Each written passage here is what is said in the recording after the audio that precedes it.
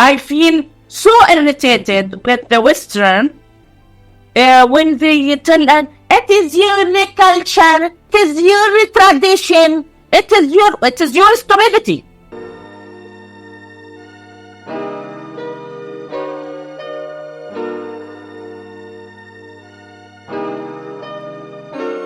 Hi, everyone. Thank you for joining me on the Yasmine Mohammed podcast. I'm very excited today because I'm going to be speaking with one of my very good friends, Enas, a woman who I love and admire dearly. Enas was forcefully taken to Gaza to be married off to a family member of her father's choosing. She's joining us today to share with us that experience, as well as her experience living in Saudi Arabia, Yemen, and Egypt. So, as a woman who's lived in so many Arab countries with familial roots in Palestine, she has lots of experience, knowledge, and insights into the region and into this current conflict that's happening now in Gaza. Enas, welcome. Welcome, Habibti. Welcome, everybody. I'm so happy to see all of you, really. Um, Sarah, thank you very much for your effort and what you are doing, really, to make this happen so regular and precise, we can say. Yes. Yes. I absolutely love at the beginning of every one of my podcasts now, the guest thanks Sarah because she absolutely deserves it. Like I was just saying to you a moment ago, I don't even know how I lived without Sarah in my life. She is an Yes. absolute guardian angel. Like I'm so, so blessed and grateful to have her. So Yes. thank you, Sarah. I love that you get a shout out at the beginning of every podcast. You deserve it. Yes. Okay, over to you, Inez. Let's talk about you now. So tell me about growing up in Saudi Arabia. So you and I are the same. You have an Egyptian mom and a father from Gaza. Yes. But you grew up in Saudi Arabia, whereas I grew up in Canada. So we had very different, in many ways, our lives are very similar, and in many ways, they're very different. So with all of these connections, you've got Palestinian father, Egyptian mother, growing up in Saudi Arabia. What part of this identity, or which part of these identities do you most connect with? Or do you think like all Arab cultures are pretty much the same? Hello, everybody, and welcome, and I hope this story will be as good as expected, Yani. The living in I have to start with my mother and my father. My mother belongs to cultured, highly educated family in Egypt. My father, uh, uh, is sort of the son of a farmer.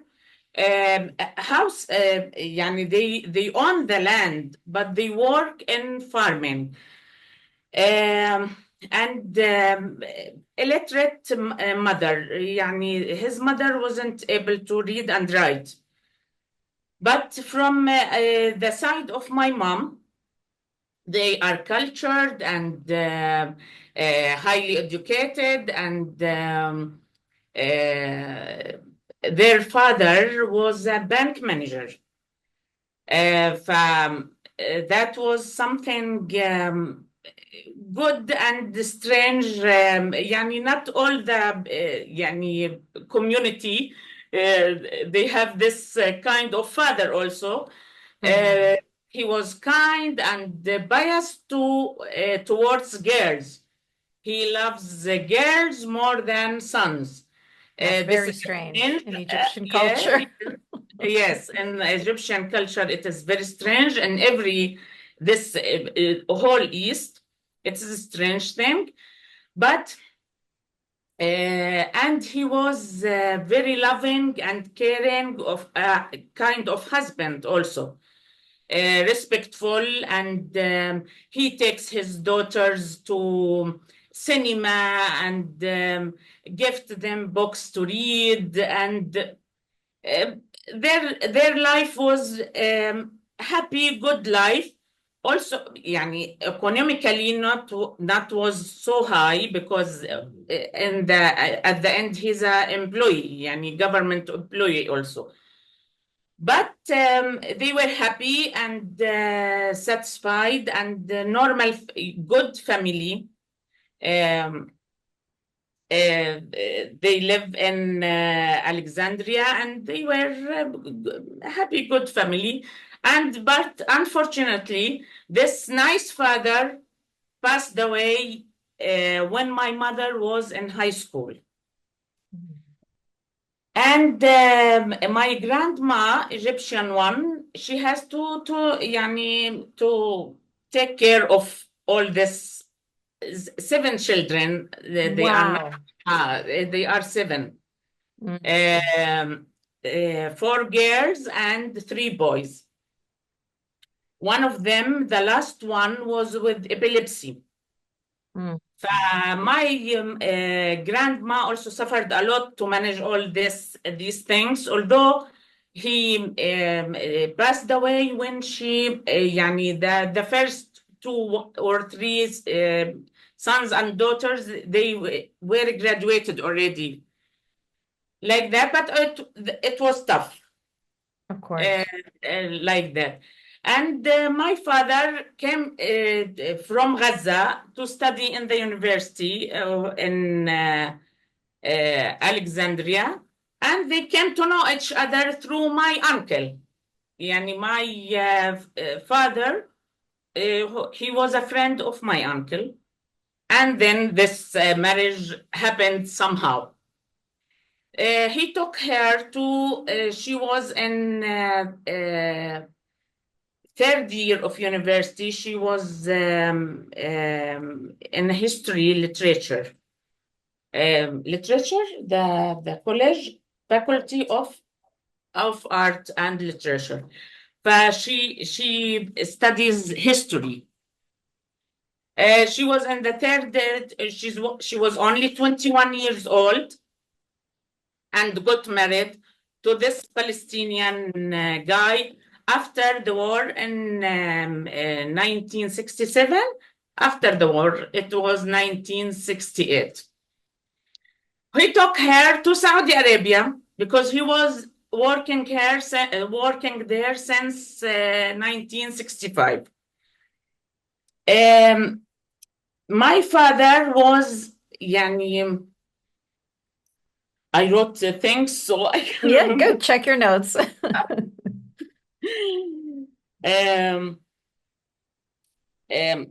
My father was really يعني terrible, narcissist, sexist guy. يعني and the life, family life wasn't that good at all, because my father was really control freak. He used to take her salary. They were both teachers in Saudi Arabia. He used to take her salary and beat her and beat us also. He wasn't that kind or good to her or to us.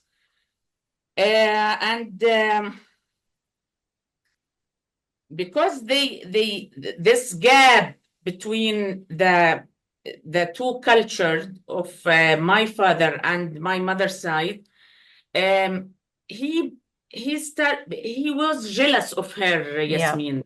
Of course, I can see that. Yeah. Yes, he was jealous of her family, of her growing up in Alexandria and with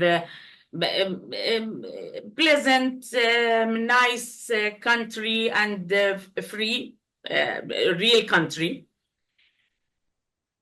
But it was something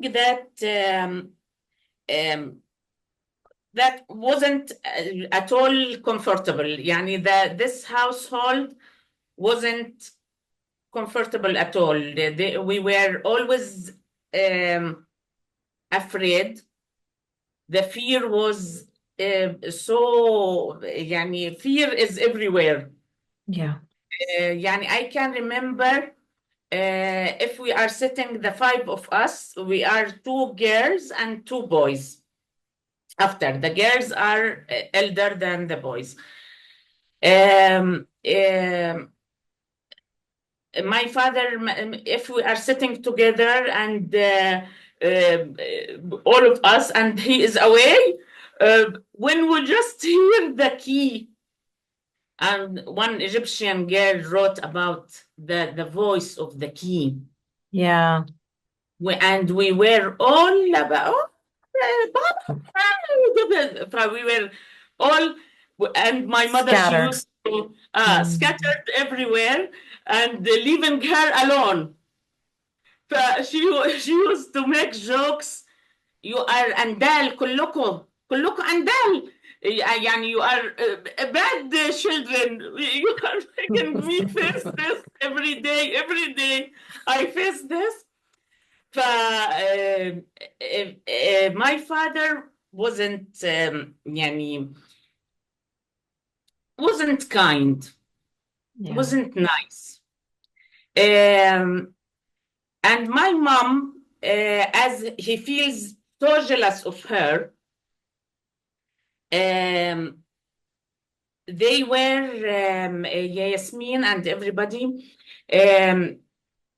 raised up with the housekeepers. Mhm. Really, the girls, my mom and aunties, they are not very good housewives. Mhm. They are not good in يعني washing dishes and taking care of home and like that. They were clean and nice, but in the minimal, they weren't perfect. They weren't very good housewives at all. Mhm. They were Uh, educated. Their main yes, position they in were. life was not to be Yeah, good yeah, wives, good yeah. cleaners, good cooks. Yeah. Yes. They were really very well educated, very cultured, very nice. The sense of humor of the Egyptians, you know. Mhm. They were really elegant, well educated, polite. They were, and about my mom, she was really very well-cultured, modest lady. And even it is the witness of her students, Saudi students. My mother, she's never proud of her knowledge and like that. She's very nice and she will pass the information like that easily and nicely with a very nice and human way. Mhm. Like that. And it is another joke when she went to Saudi Arabia and the whole community were Palestinians. And there are educated Palestinian men, so they can work in Saudi Arabia. They were graduated from universities, but the wives maybe يعني high school, so they can work also as a teacher in high school those days in Saudi Arabia. The men, Palestinian men, and Hamza is here. And hello, Hamza. Mhm. It is so nice to see you, dear. ف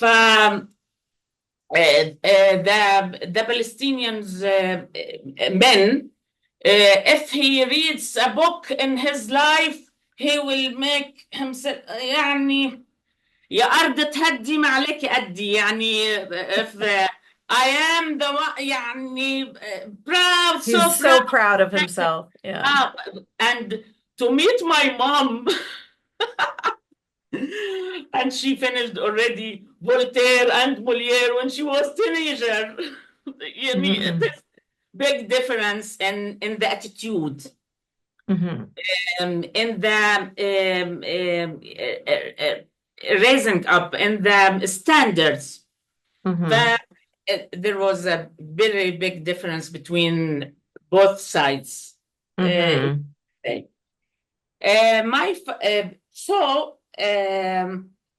Because they weren't so good, she wasn't so good as a housewife.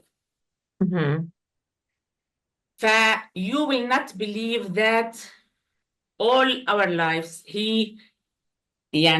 instead of helping her or learning with her or she's just 21 years old when she got married to him. Nothing. She does not know how to make salad even. Hmm. Instead of this, he brought her the book of cooking book, and she started to teach herself through the Mhm. books. And he was, my daughter taught me this word. Stanley, I have to say the word. ف what he tormented her Mm. for it. Mm.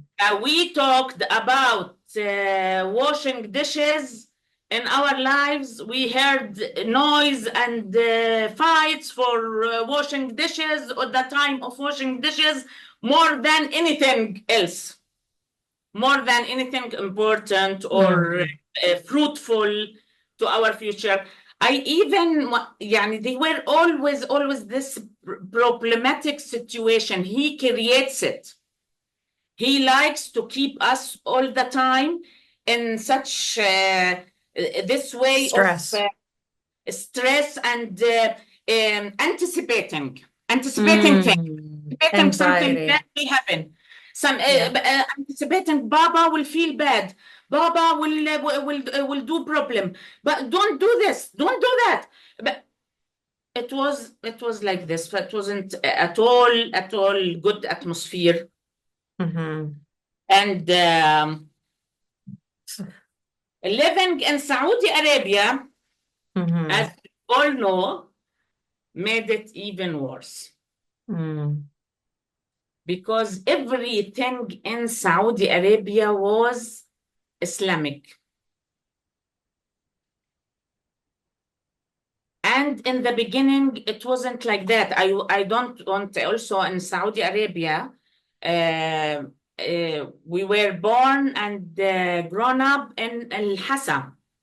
Al Hassa in the eastern, in the Gulf area, the eastern, not the west, in Jeddah and like that. لا لا. It is near Bahrain, near United Arab Emirates and like that. It is the Gulf area, exactly the sea on the Gulf. Yeah. The sea is the Gulf. So And just to let us know, mm, does that mean that the culture in that area of Saudi Arabia was a little bit more open-minded, was a little bit more liberal, or yeah, does it mean it was? Okay. I will tell you. They were originally farmers. Mhm. For farmers of Al Hassa, they were kind, nice, simple people, Yasmine. They were, my mother can remember when she joined the teaching, the girls, they were coming without shoes to the, I'm talking about 1969, 1970s, like that. But it was, and the people, they were, the teachers, they were feeling so good to help them, to educate them like that. They were coming, and Mama can explain that the flies on their eyes will come like that. Even they are not bothering to make it go. But Mhm. my mother, and not only my mother, all the teachers, for to be frank, that my mother used to tell them, هشي الدبان. Don't allow insect or something bad to go inside your eyes or inside your mouth. Always keep yourself clean and like that. They were teaching them Basics.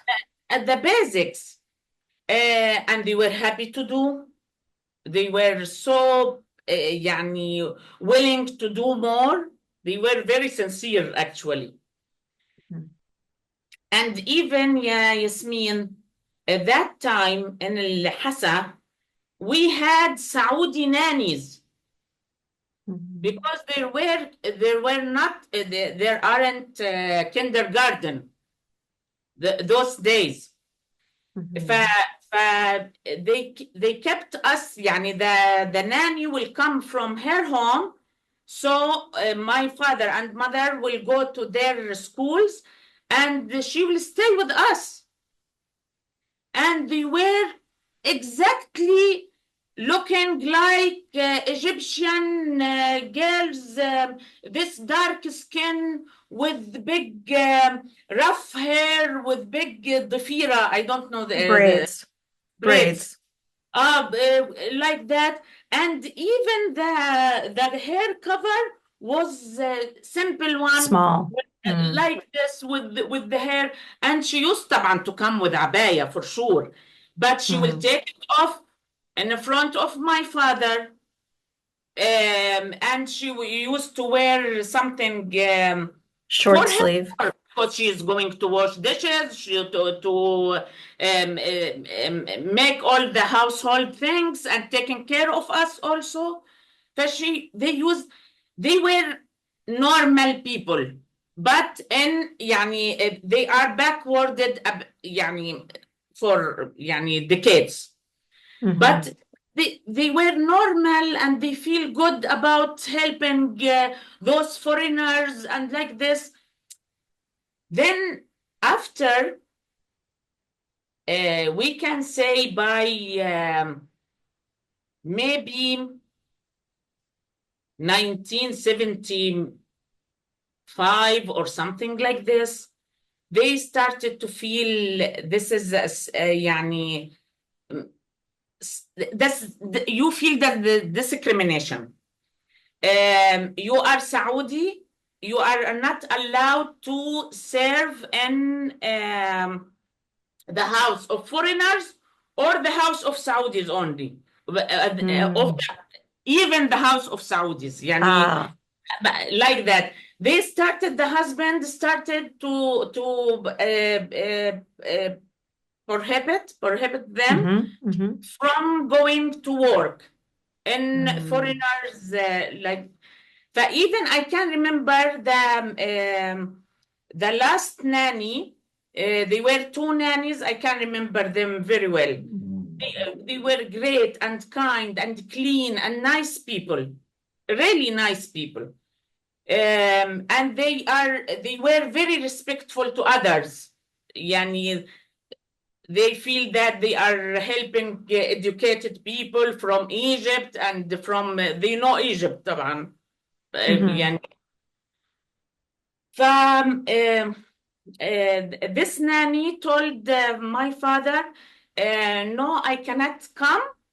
You drop the youngest brother, my youngest brother, to my home.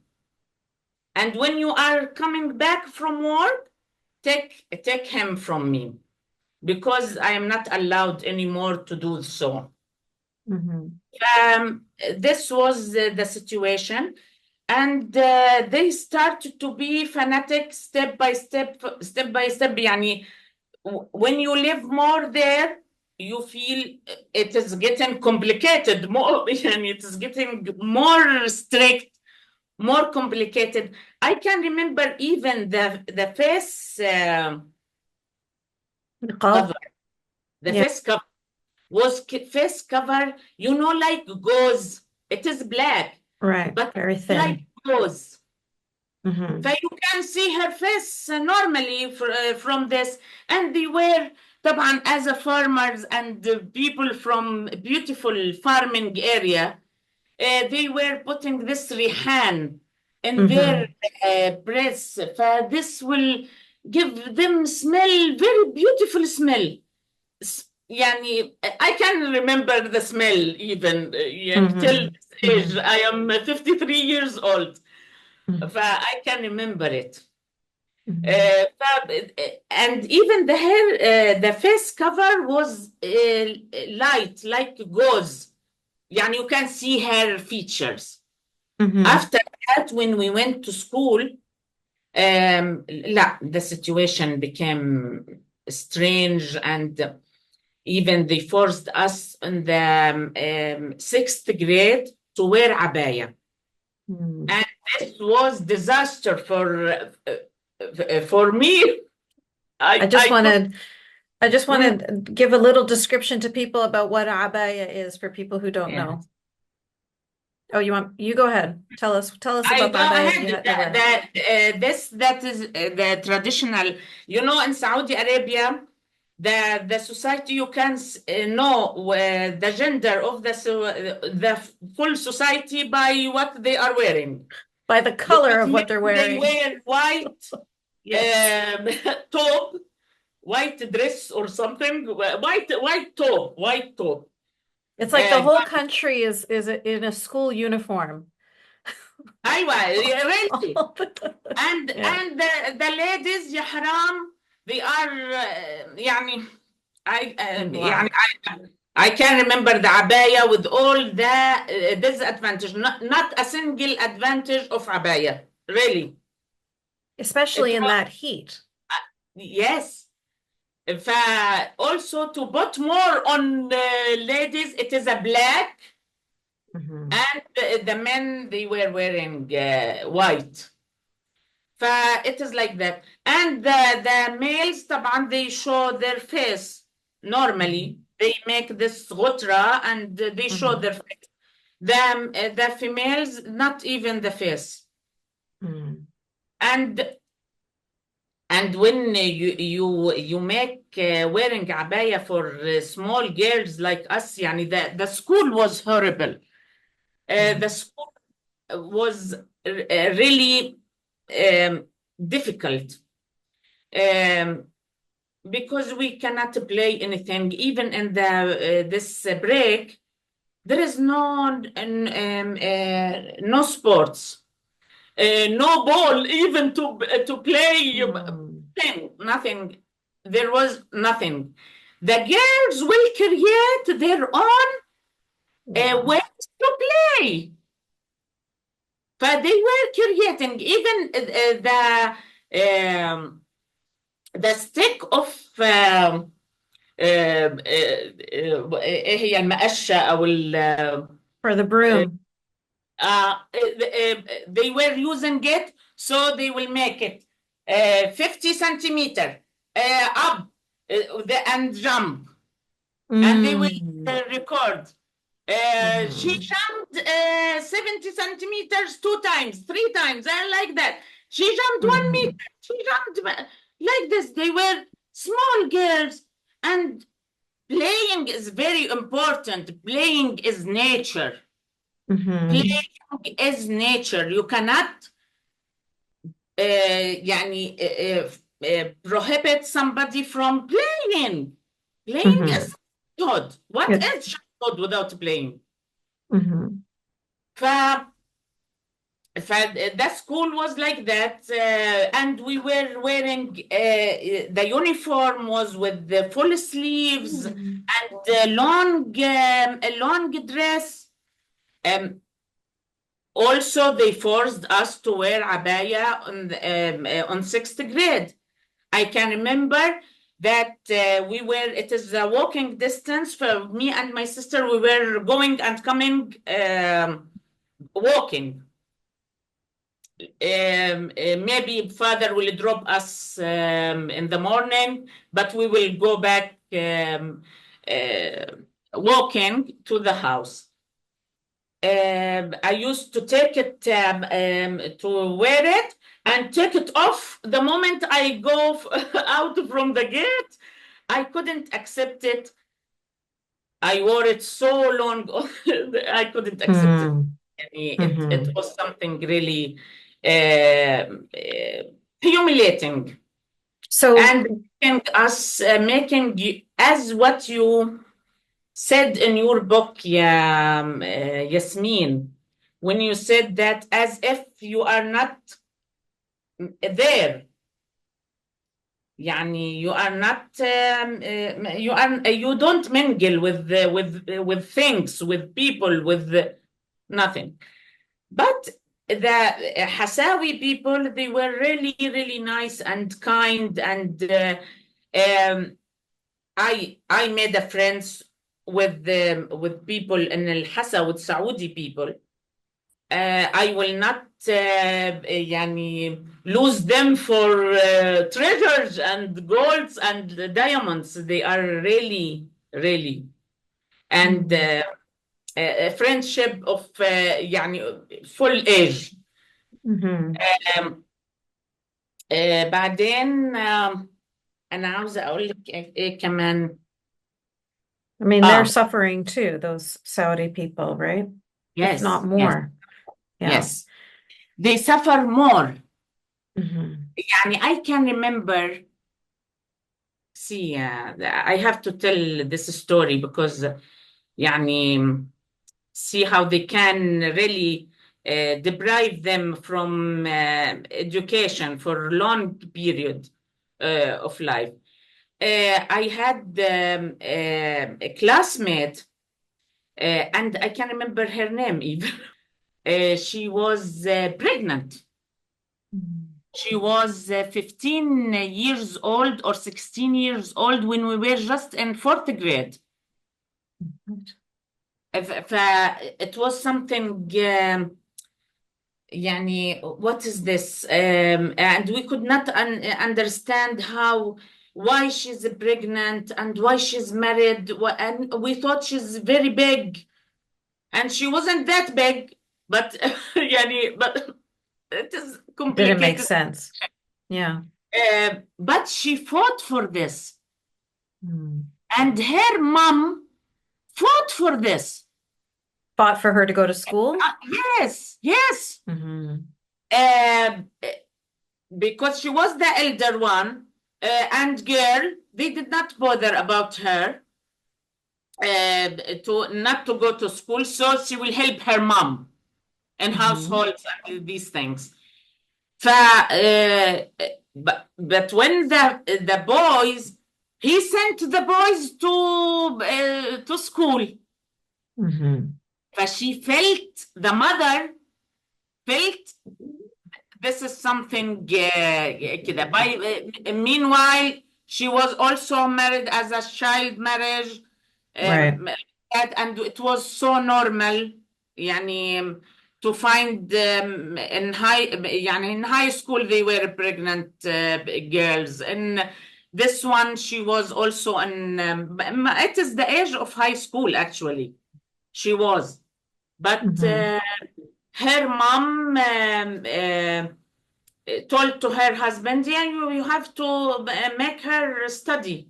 So she studied, and we were so happy when small girls, when we knew that her mom fought for her and told her husband, she has to go to school, and like that, why only you boys go to school, and like this. It was a story from the stories of Saudi Arabia.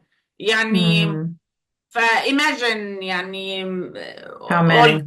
situation, what else يعني. I will come back to us يعني, to me, until the age of 8 or 9.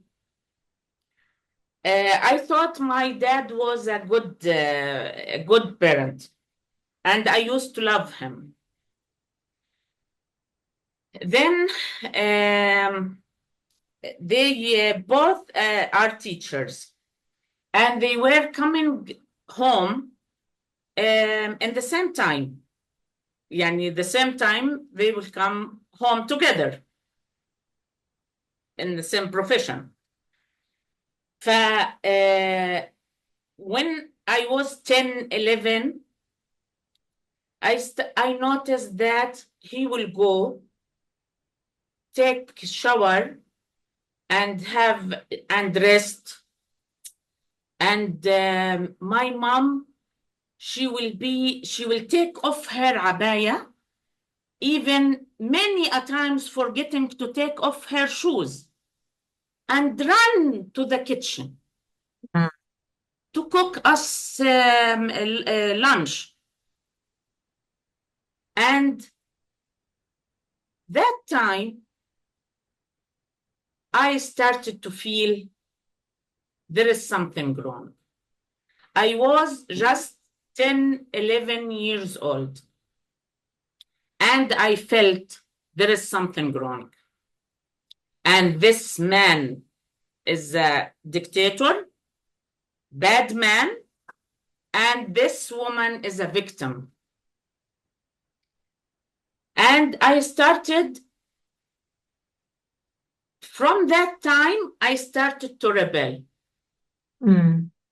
stand against him, in front of him, with full of fear. Yani and I prepare previously what I want to say. When he comes, I will tell him that such and such and that and that, and I was actually I have a problem in my knees. I suffer since 10 or 12 years from something in my knees. I think personally, يعني this out of fear of how much fear I took or I suffered from my father, because I used to stand in front of him and my knees will make They would knock. will shake like this, like this. And even I used not to wear pajama. I used to wear something, long gown, so he will not notice that I am so afraid of him. Like this, I will make this trick as يعني this trick to make myself يعني in front of him strong, يعني as strong as it can be يعني.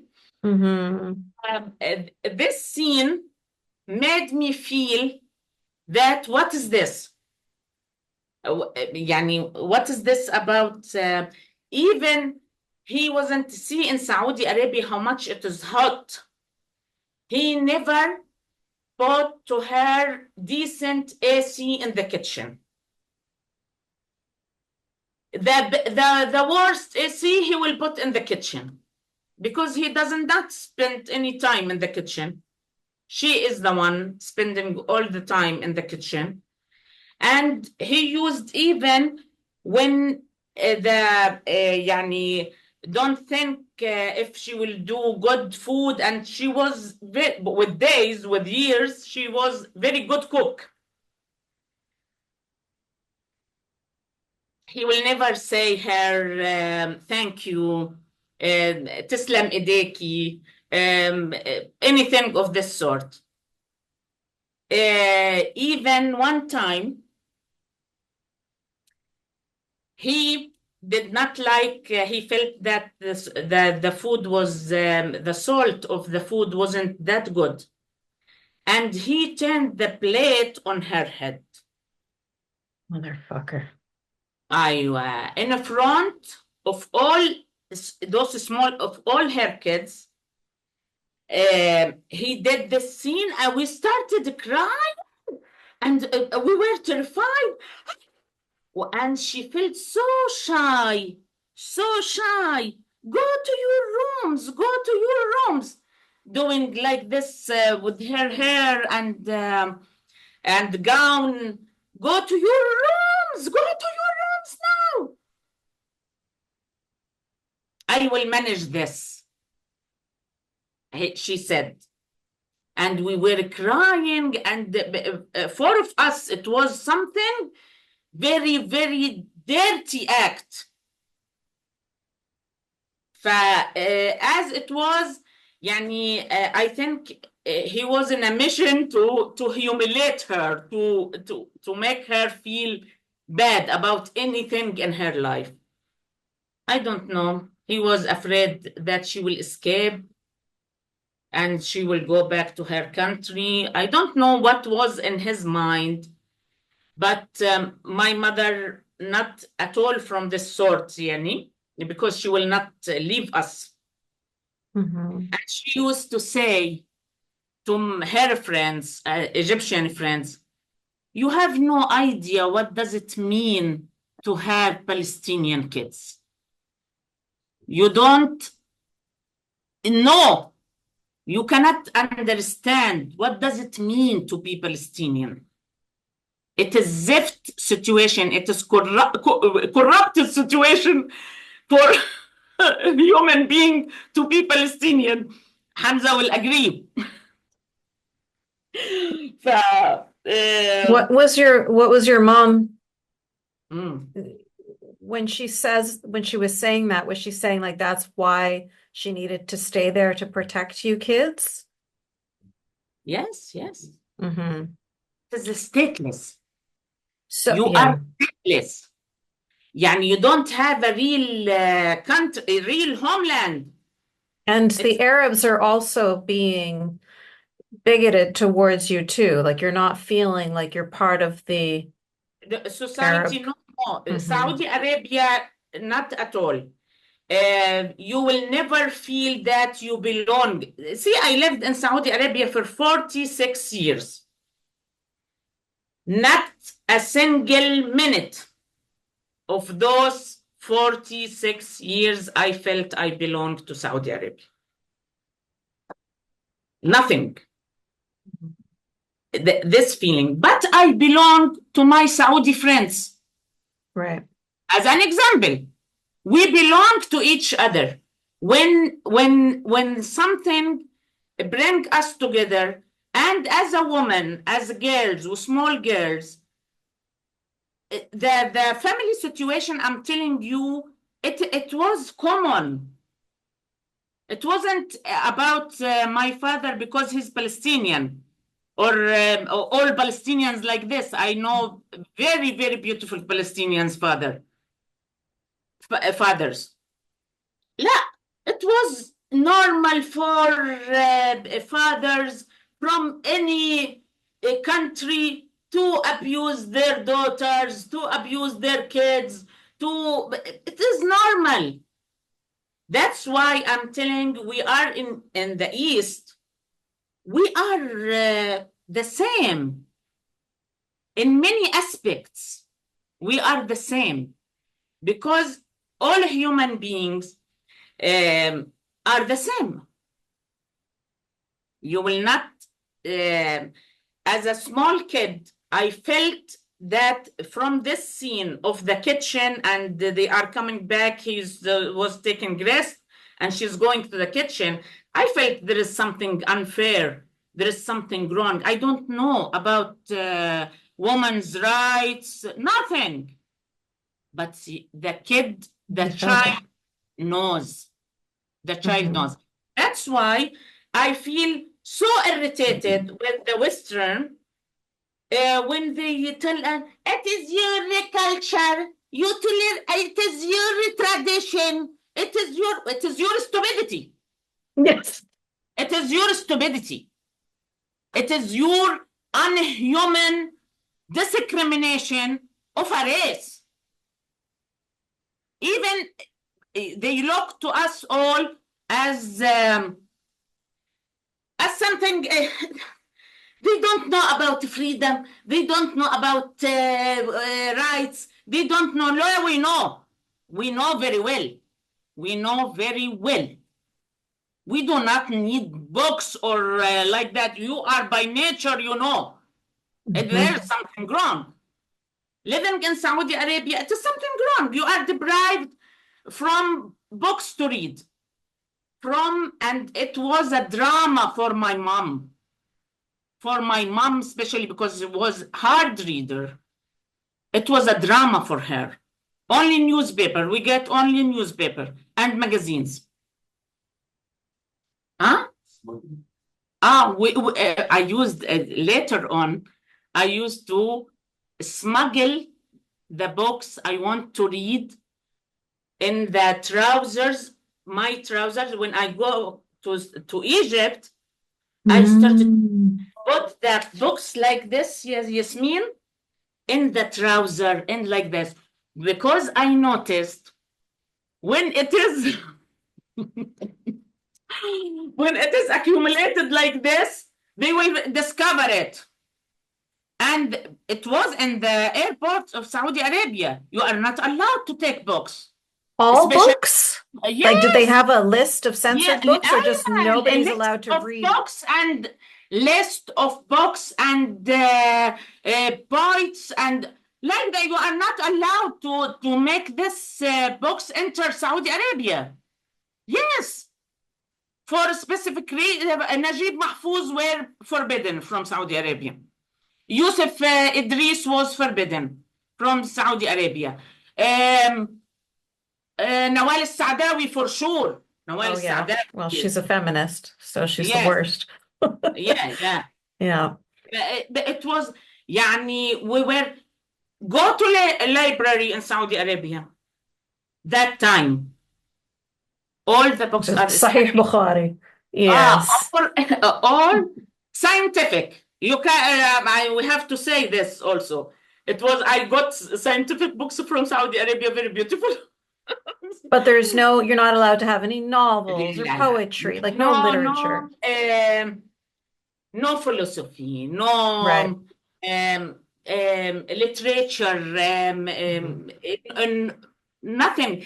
Even there was something stupid was translated, was called the Riwayat Abir. The stories of Abir. From English, for sure. But it was Riwayat Abir. That were the girls, it is romantic and all the stupid, handsome. But I didn't like it. I read it. I read the two of them. I didn't like them. The last. It's stupid, normal Western story of handsome guy and beautiful girl and the complicated situation and this. Oh, she's so beautiful. I like this. Romantic, light, romantic novels, nothing in it with some kisses and hugs and like that. Nothing even, you can say, sexual or something. It is normal things. This was also forbidden. As if you are forbidden to read. This is the situation in Saudi Arabia. I used to smuggle books and like that. When the X-ray comes, it feels that it is hidden. The fabric. It is like this. It will go. I did this twice, thrice, something like this. Good for you. So to bring the books I want to read, because I live in Saudi Arabia, I work in Saudi Arabia. What I will do with my spare time like this, I have to read anything like this. So you were going to Egypt often when you were growing up, like every few years? Yes. See, about this Palestinian father, I have to say something good. My father was fond of picnics. And he was so European in this, and you will not believe. Even in Saudi Arabia, he managed to create picnics. He used to take us to the sea, to the farms, and he was so good in this. Really, my father was, if I can because remember. He liked picnics, that's why. He liked picnics a lot. And he believes in weekends. And this weekend, every weekend, we have to go out. And it was something really nice of him because he knew that Saudi Arabia is a very tough Restrictive. and Yeah. restricted country. Like this. Imagine that we have the tools of the picnics, we have tents, plastic tents, and balls, and tent this tent ولا ايه الشبكة للفولي بول. Right. He was great in this, really. And he likes to travel. Almost every year we used to travel to Egypt. And they are both of them teachers, but their summer vacation was a bit longer than others, other professions. Yani, we spent in Egypt by summer vacation 2 months, 2 months and a half, like that. So Uh, when it was mm, when he wanted to marry you off, mm. why didn't he marry you off to somebody in Egypt since you were already familiar with Egypt? You hadn't gone to Gaza all those years. لا, we went to Gaza for about Gaza. I have to divide it to two phases. Okay. The phase when we were small, first time he took three of us. We were three, and my mom to visit Gaza. That was her first time to meet his family and her in-laws. That time, this very خليني أشوف. I have to say because I wrote specific things about my grandfather, the Palestinian one. In the mid-70s, it was the first time for all of us to go to Gaza. And we are from a village called Jabalia. Everybody knows about Jabalia nowadays, طبعا. We went in the mid-70s, and my mother was so tensed because he's not a good example of Palestinians. But she were afraid of them prior to meeting them. But for her surprise, my grandfather, the Palestinian one, expressed his happiness and proudness of having this well-educated Egyptian daughter-in-law. And he hugged her, and when they met, it was a beautiful villa for my grandfather. It was a beautiful villa. I loved it. There was a معرش, I don't know, with palm trees? like this palm. Oh, like a and it is shade. Like a shade in the beginning. And on the left side, there was a pool. Imagine. And there is a well. There is a well of water. First time for me to see a well, because in Saudi Arabia it is not available. Oh, even in Egypt, not. We did not go to some sort of villages in Egypt, but there, and it was the water will come from the well, and will fill the pool. And we will play and like that with the pool and all the cousins and like this with fathers and mothers, and it was fun. And after that, they will give bath for the sheep and like that in the same pool. Yes, in the same pool. Gross. They will bring the sheep and they will stop. But it was very beautiful act, actually. Can swim with the sheep. Yes. and the farm, the smell of lemon and orange, and this night, what we told her, the night jasmine in the night. It's beautiful, beautiful nature. You feel everything is beautiful and clean. And there were chickens and sheep and rabbits, everything. It was beautiful. When my grandfather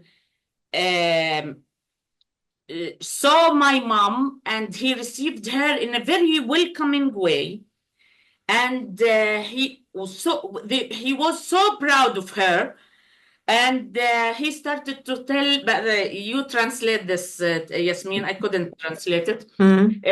أهلا ببنت الأصول، أهلا بريحة الحبايب. So it's just like an Arabic way of a very warm, beautiful welcome. Yes. Like that. And he told her about Egypt also. He told her everything good happened to Gazan people came from the Egyptian hands. كل خير شفناه على إيد المصري. He said to her like this.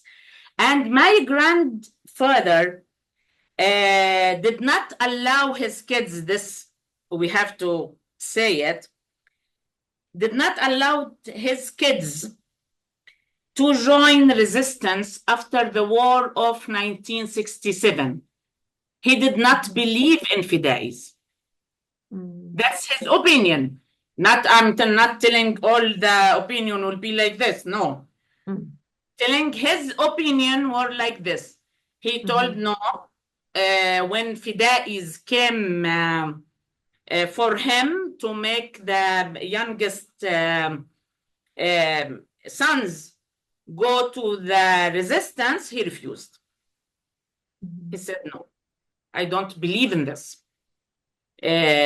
Maybe he was very peaceful man. He did not believe in fights and like we don't know. I will not say anything about except what happened. يعني.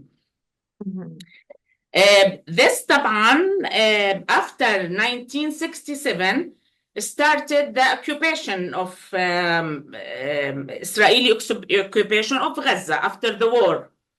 The Arabs lost the war, Egypt and the other Arabs lost the war, and it was occupation. We went through this time from 70s till mid 80s. We were going, maybe we went 3-4 times like this. Because also it has to be with the permit of Israelis. Yeah, we cannot, because my father, he has no Israeli ID. No, he's a refugee.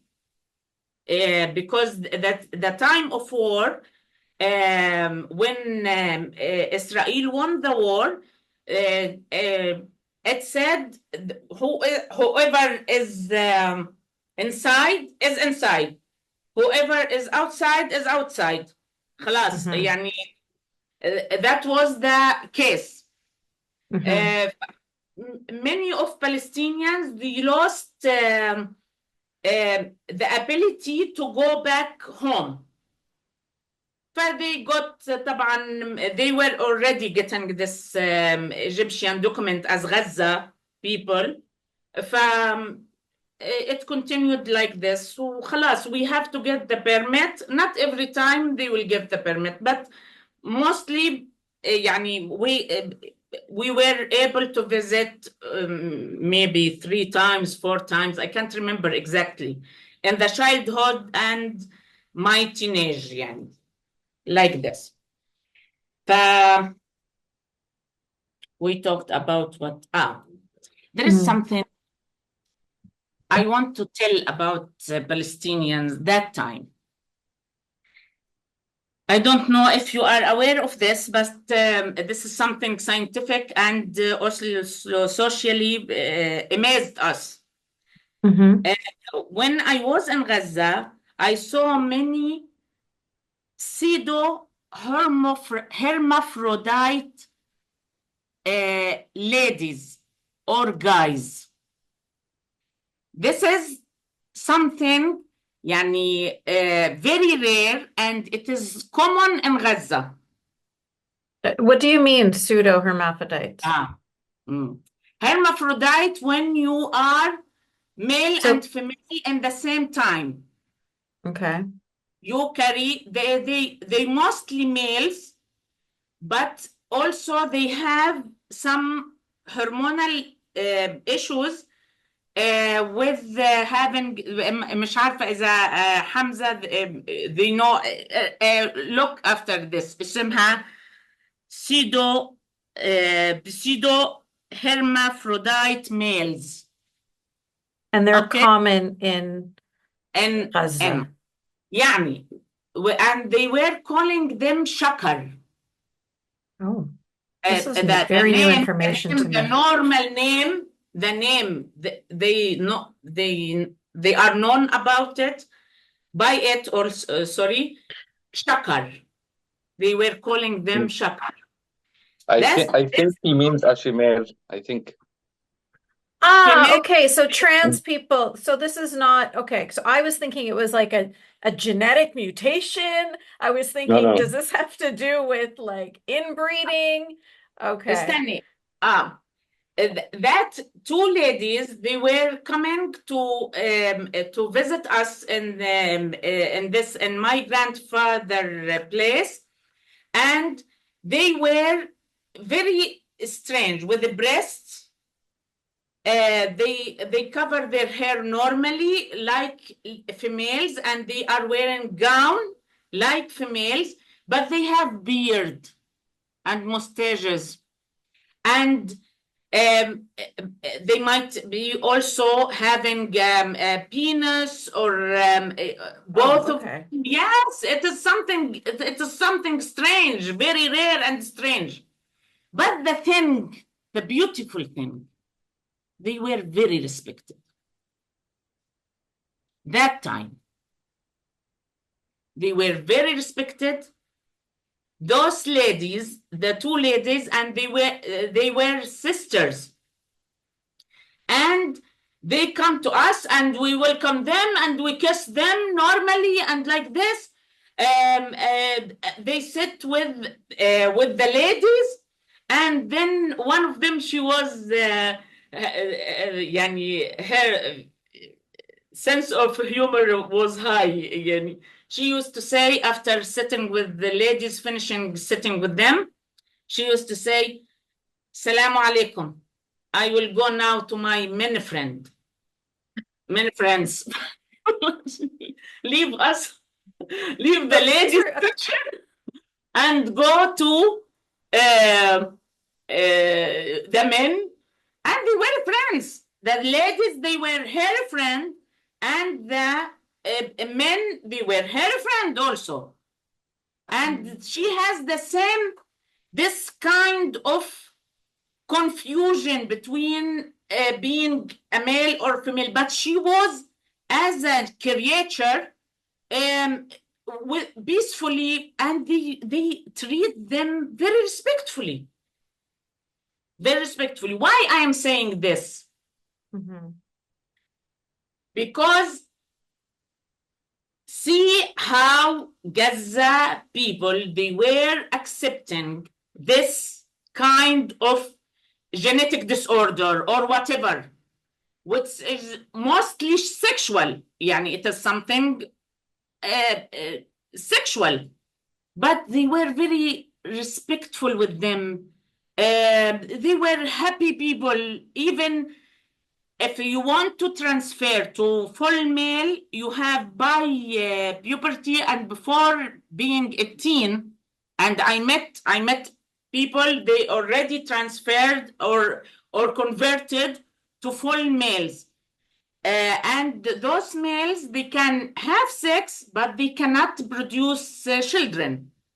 Mhm. See the thing, it is a case, medical case known in Gaza, and like that. After that, I heard, I came to know that gays people are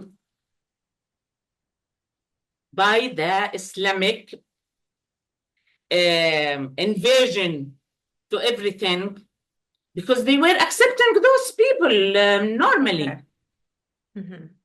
And it wasn't, hijab wasn't there. Mhm. All the girls in their 20s and their 30s and their 40s, they were normally without hijab. Mhm. The only the ladies, old ladies, will wear a traditional dress. Some white hair cover, and they will not put it like this. They will put it like this. Mhm. From the back, they will tie it like this, and normally, and the gown, the black gown, the one with the embroidery, anything, Mhm. Mhm. anything. There was no hijab at Mhm. all. That's what we know. Mhm. And This is when my dad was growing up in Gaza. It was uh, like that too. It was just a normal, open society, Ah. pre-Hamas days.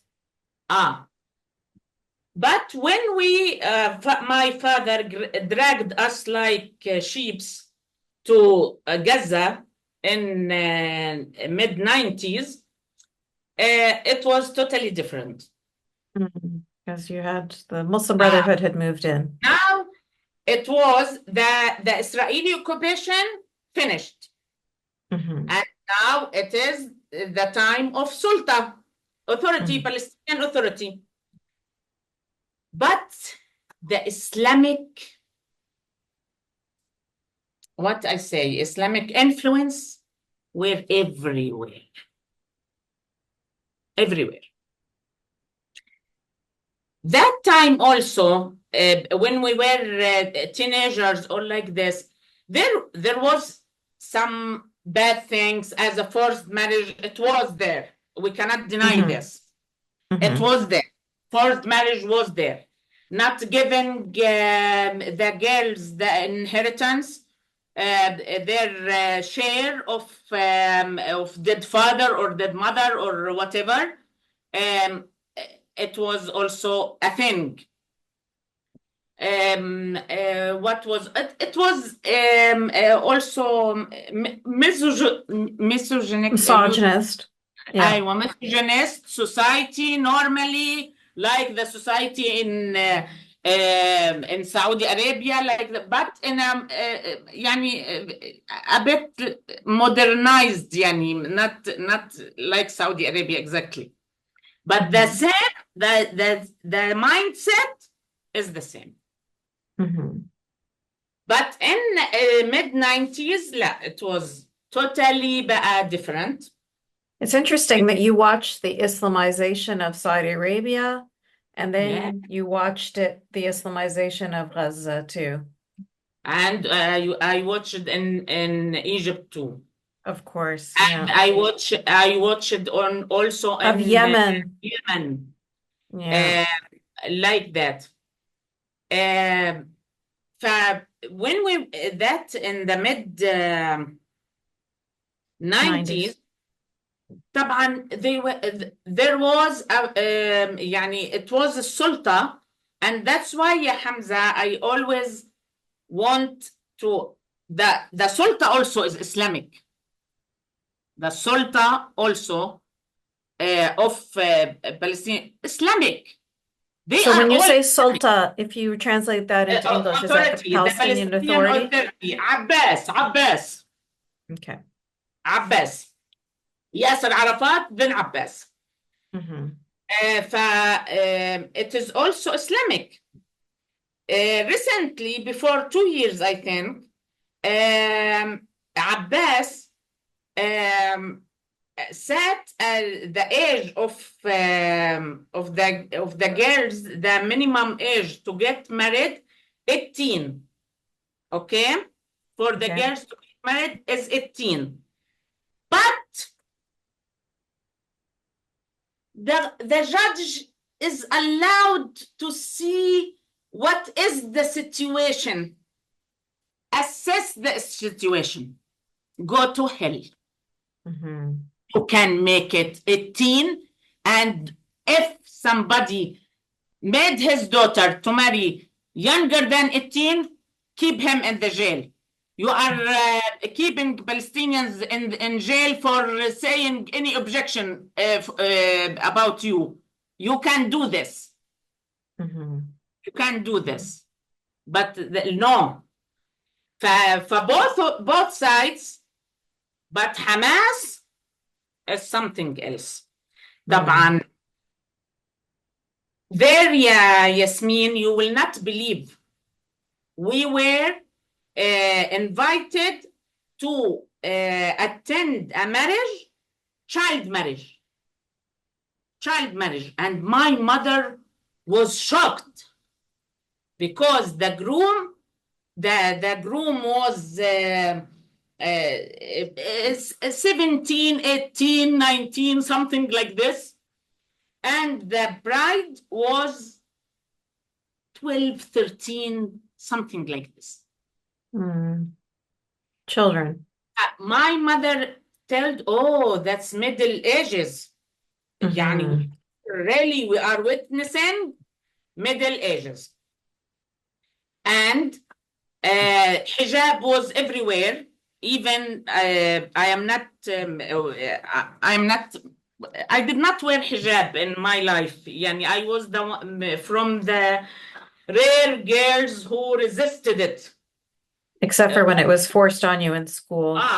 But it was by force, in job, in street, like that. But I did not wear it, يعني by choice and I don't like يعني free hair, free of choice to wear hijab and like that. My friend, she once said the word hijab and the word freedom should not come in one sentence together. Correct. This is right. There is nothing. Once you made it mandatory, that means where is the freedom? If it is mandatory, where is the freedom? لما تقول لي الحجاب فرض, you immediately saying it is not freedom. Okay. But then, where we were? Well, you know what, Enas? Yeah. Yes. We took so long. Yeah. We didn't get to talk about a lot of the things that I wanted to talk about. Well, we did talk about a lot of things I didn't even know we were going to get into. So this has been really awesome. I really want to hear about how you were able to escape from marrying the person that your father was forcing you to marry. My father took us, I will tell this quickly so we can we can get most of it. Get to the discussion. Get to the discussion. Father طبعا took us to Gaza, and to answer your question about Egypt was a threat to my father all his life. Was afraid that we will get married to Egyptian guys. He was afraid that we will escape to Egypt. Yani even he selected to go to Yemen. Nobody's there for us when we were two girls. And this is for Palestinian man, it is something yani, to send his daughters alone to study university. He was good at in this, at least yani, because he likes learning too much yani, and degrees and like that. and most of Palestinians are really. Then he took us to, he sent us to Yemen, not to send us to Egypt. It's easier that we have a family here and like this. And يعني they are, and my family in Egypt, great family. My experience, and that's why I belong to my Egyptian side 100 times than what that belonging to Palestinian side, because the experience wasn't that good with Palestinians.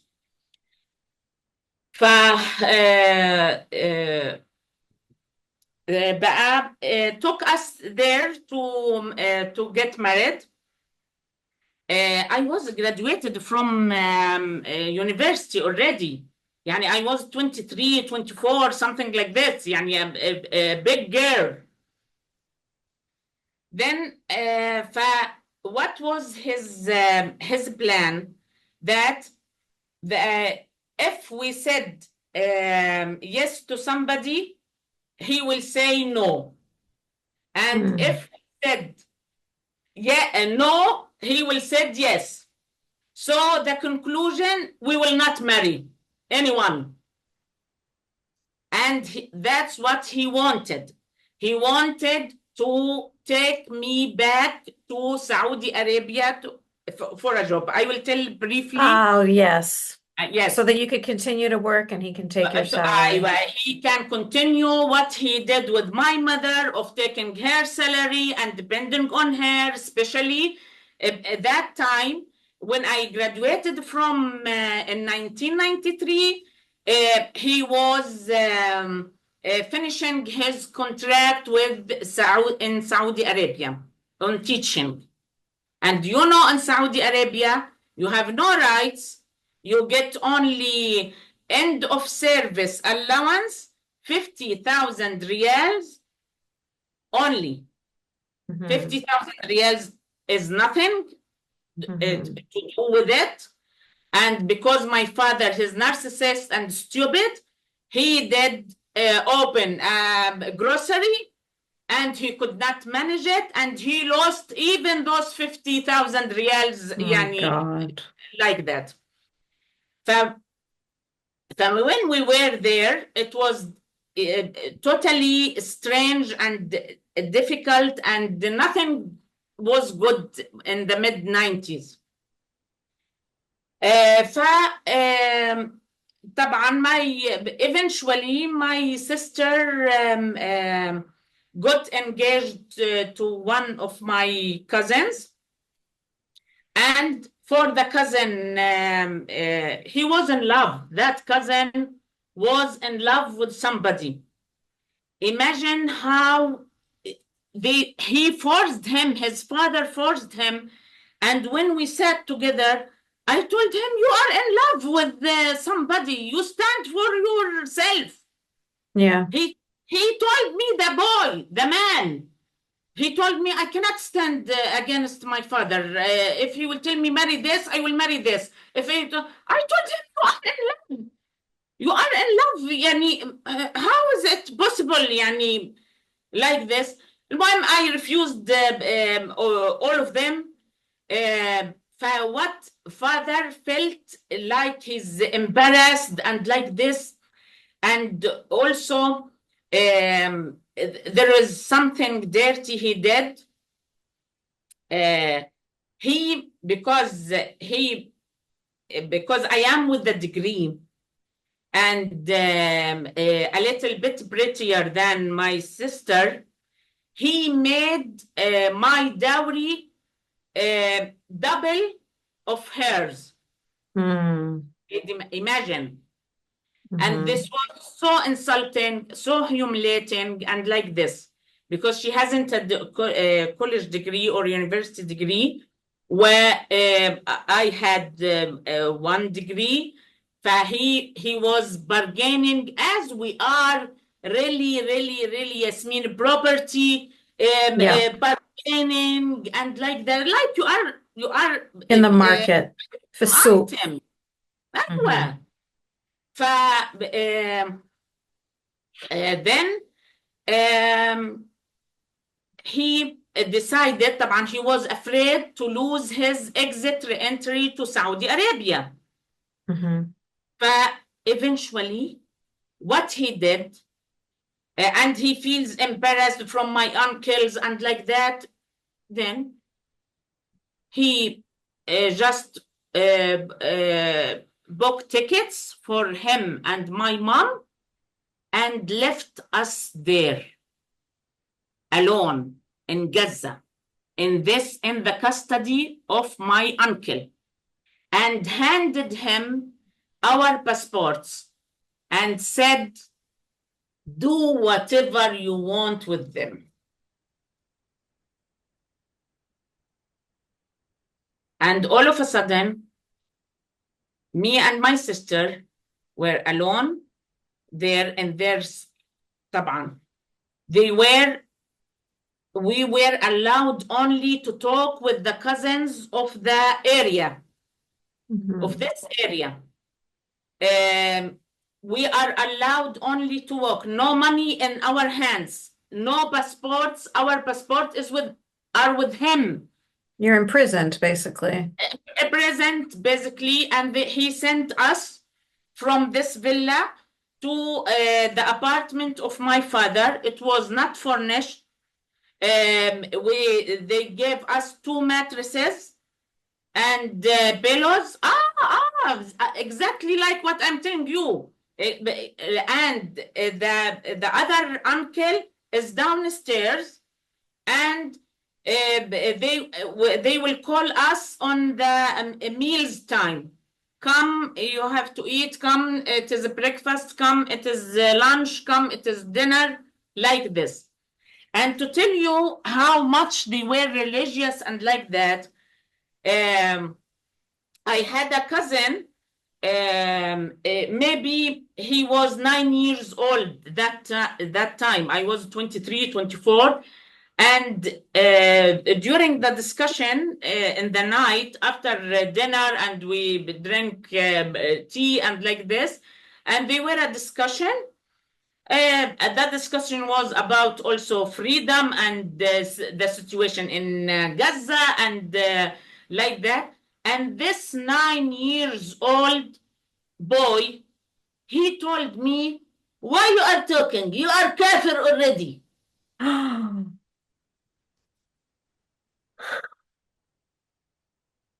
That was, till this moment, I can't believe that this boy, 9 years old. So just to let everybody know, His cousin, a young lady. Well, you are kafir already. so he says, he was saying to Enas, why are you talking? You're not even a Muslim. So he's saying that to you because you don't wear hijab? Yes, because I don't wear hijab. He told me it is kafir. But see the mindset. Yeah. Child. Yeah, you have no right to talk. If you're not covering your head, you're nothing. He can, because he can say he's a religious a boy, small boy. He can say to you, you are kafir, you are not kafir, you are believer, you are not believer, like this. To a grown woman, yeah. To grown-up woman in front of you. Nothing like that. It was terrible. Then my father, this I have to say, because my father يعني is a to know how much the crazy situation. My mother told me the moment they reached Saudi Arabia house, our house in Saudi Arabia, he threw the luggage and he started screaming, they kidnapped my daughters! They kidnapped my daughters! Like this. For my with tears coming with tears.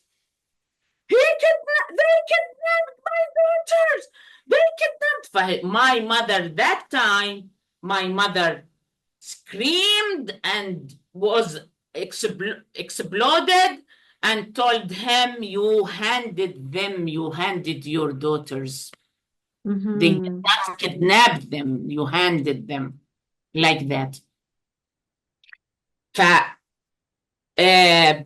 But eventually, uncle felt, طبعا, when I got a job, my father called my uncle and told him, send them back. Enas got a job. Mhm.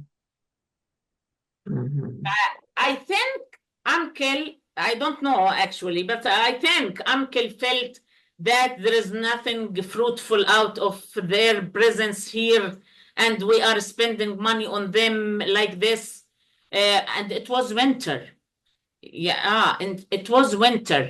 And he sent us to the market with a few money, and it wasn't actually enough because the apartment was big, and unfortunately, there is no furniture there.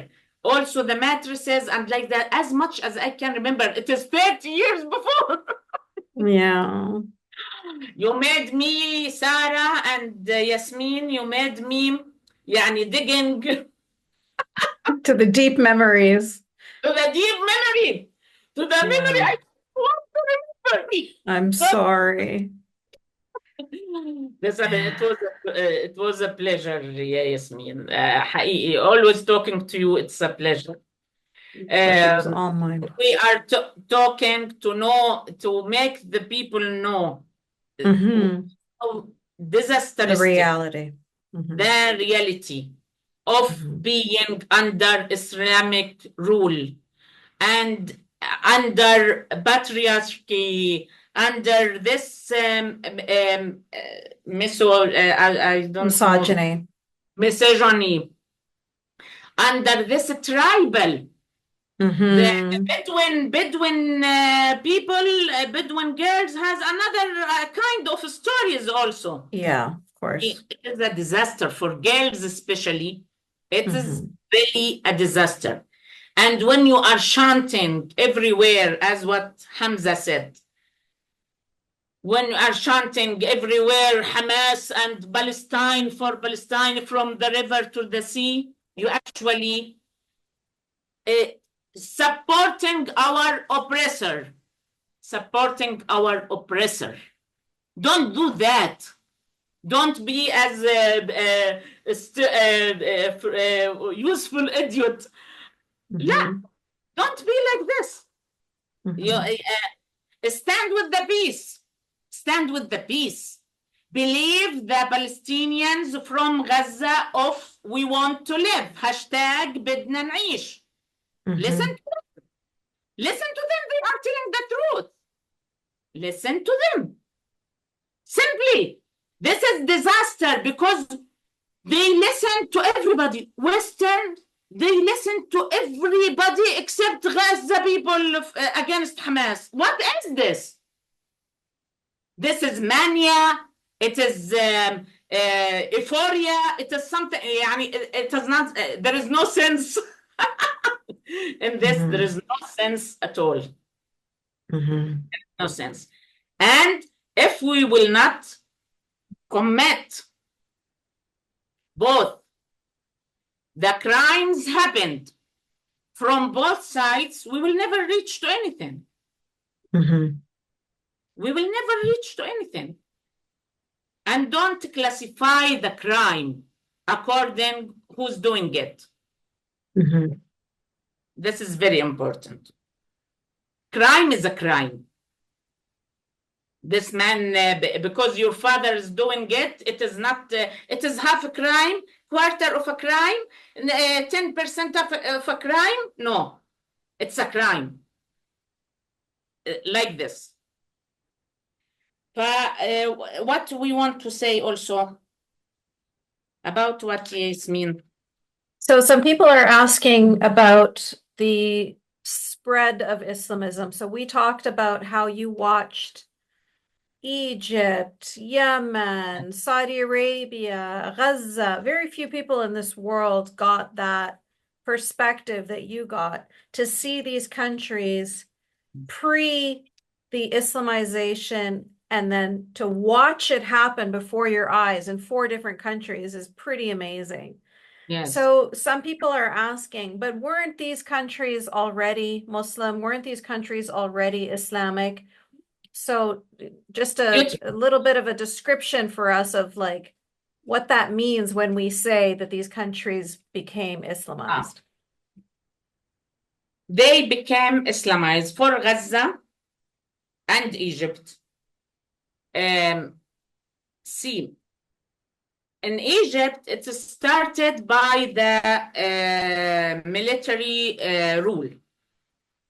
As Abd al-Nasser, although he made مثلا first woman minister, he gave the right for women to vote.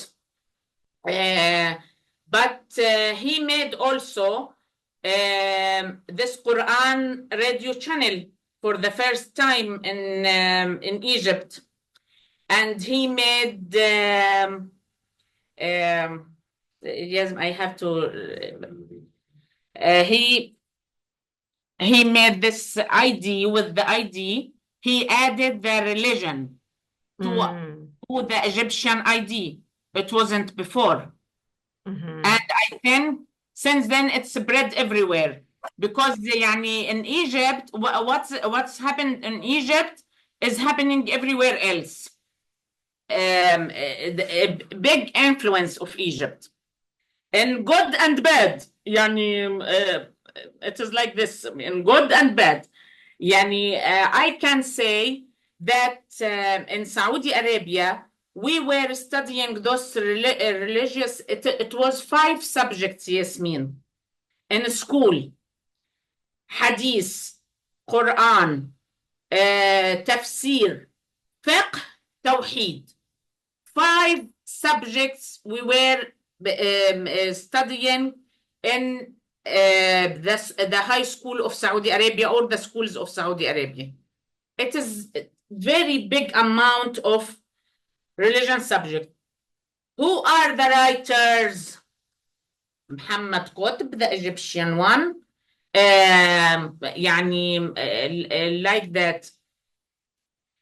Egypt is for sure after 19 the defeat in the war of 1967, many of Egyptians, those specific Islamic Brotherhood, they went to Egypt, to Saudi Arabia, sorry. They left Egypt and went to Saudi Arabia.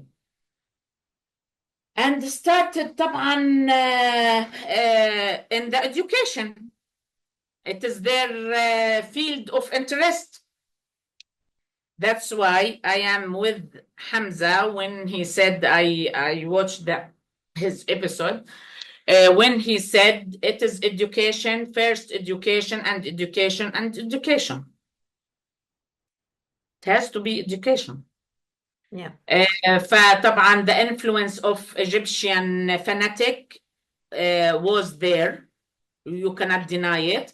And then after that started to be Saudization for everything, including Islam. Yeah. Yes. I think Americans can best understand it through their fear right now of Christian nationalism. So they can see how there are Christian nationalists in America that are trying to get, they're trying to get their religious laws into the laws of the land, basically. And in some ways they're succeeding. And then they can sort of understand that if they were to succeed, how you would watch the American society change. Yes, of course, now like 70% of Americans are Christian, sure. But you don't feel that when you're walking around, right? But if these Christian nationalists took power, then you would definitely feel it. It would be in the education system. It would be in media.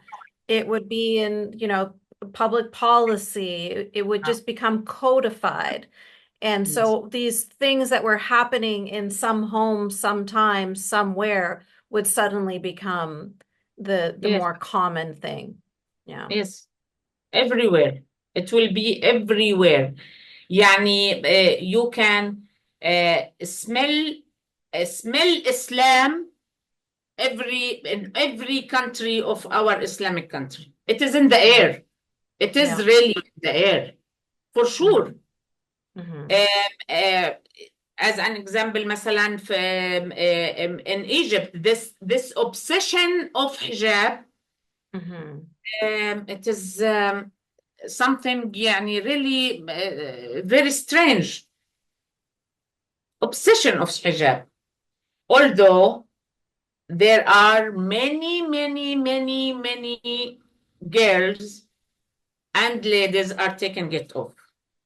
Yeah. I And mean, there's a big yes. movement in Egypt. It is a big movement, but I have to tell you, I just posted yesterday about a 22-year-old girl. Yeah. So she Yes. took off her hijab. She was tortured by her father and her brother. They shaved her head. They took her phone. They took her laptop. They took her money. So Hmm. this is what they call a free Yes. choice. And this is Egypt.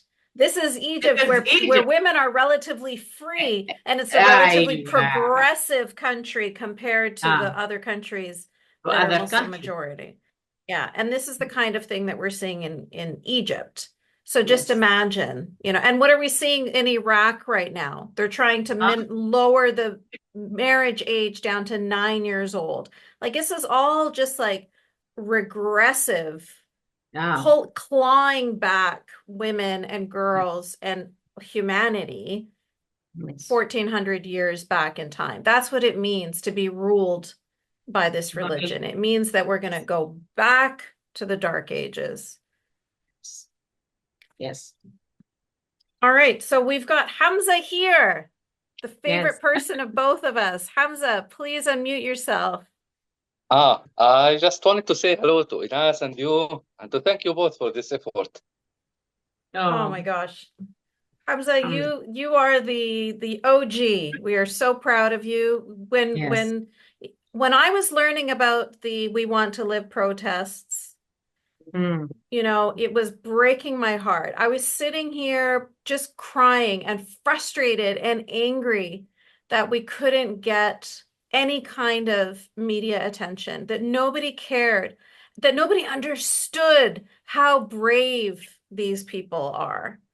Yes. And then to be able to meet you and to be able to talk to you and to be able to know you, like, I feel so much gratitude that you got out and that we can hear your voice now and that you can share with the world how many people are suffering. We're suffering under Hamas even before this war, and how the world didn't care about them, but they only care about them when it's the Israelis that are causing suffering. Yes, I like Israelis when they said no Jews, no news. Yes. No Jews, no news. I love this hashtag. I loved it because it is really, really saying a lot about our culture, about our. I wrote a paragraph. I want to read it for you, Hamza, and everybody. I wrote it in Arabic, but I asked my friend Dola to translate it to English, and I read it in English for sure. The biggest example of identity-based injustice and oppression, which can be applied to other cases as well, is the woman's status in our region. And if her oppressor, aggressor, abductor, or even killer was a relative of hers, like father, like brother, like husband, or any family member, then his behavior becomes completely acceptable and not considered a crime by the majority of senseless people of our societies. That's 100% true. يعني للأسف بيعملوها عنا جريمة الشرف أو Honor killing. Yes. Yes.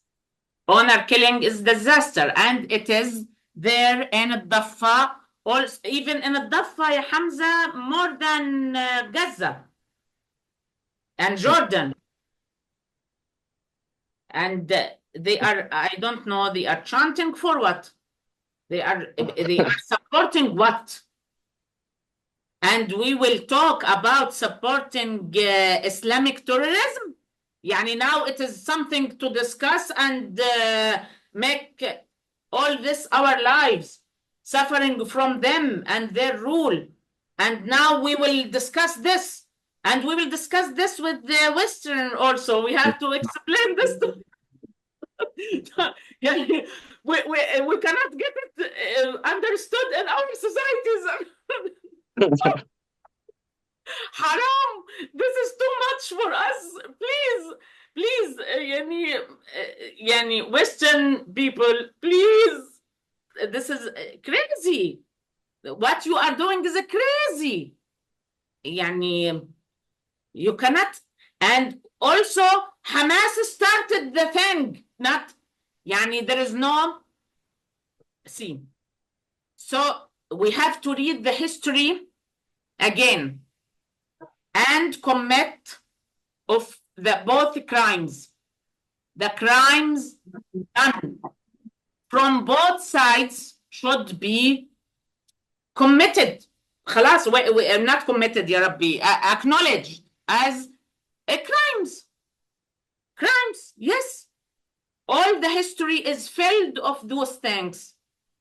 Let's talk about it.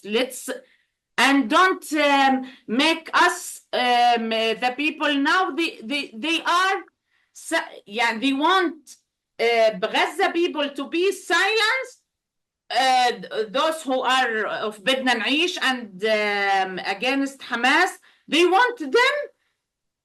They are under the blood and the destruction, and they tell them no, keep quiet. Support Sinwar, or you are bad guy. You don't support resistance, and there is no Islamic resistance is national resistance or freedom fighters. It is not. Whatever you want to do, it is not. It is not. There is no Islamic movement as or contain freedom fighters.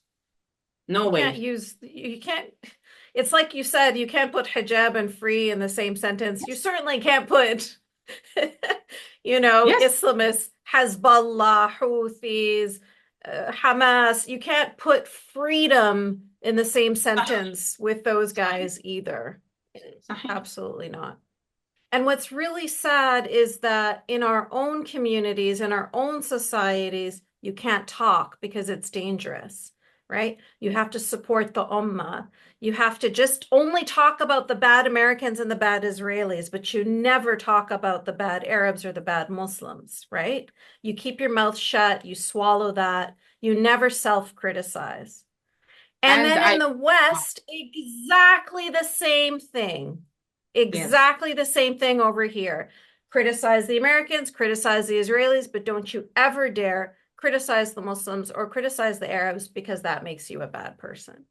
Yes. So they're getting scot-free, no criticism, nobody is, there's in America and in Canada and in a lot of the West, they have this concept of white guilt. They feel so bad over their past crimes. They talk about slavery, and they talk about truth and reconciliation, and all of the crimes that they did in the past. They didn't. In the Arab world, we have zero concept of this. We do not have any. There's no such thing as brown guilt. There's only brown pride. Arabs were bigger slave traders than the Europeans ever were. and Yes. zero guilt. In fact, they're still buying and selling African Yeah, people. and there is Because they never. Go ahead. something, yeah, Yasmine. It is only by international law it was That's correct. stopped Yes, and that's correct. prohibited. Yeah. Other than that, it was normally there. No, the Brits forced Saudi Arabia to stop slavery Yes. in the 60s. Now, and imagine in Mauritania,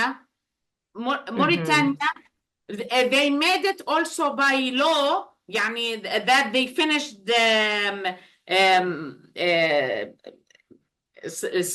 slavery, Yeah. but it's still in the actual life, still it is there. It's still happening, yeah, and in Because Libya, nobody- yeah. We can't Yes. progress. Humans can't progress without criticism. That's what pushes us forward. Yes. And if we're prohibiting criticism of our societies and our people and our communities, both East and West, then how will progress ever happen? You know, they're Yes. putting us in an impossible situation where they are forcing us to stay stagnant. And Yes. they don't force that upon themselves. For themselves, they push for progress. They criticize all the time. And it is so unfair. Yasmine, I want to say that 2018 and 2019, there were many movements in the Arab world and Yeah. Iran after that. Yeah. There was Sudanese, they really stayed in the streets for 8 months. I remember. For civil rule and secularism, really.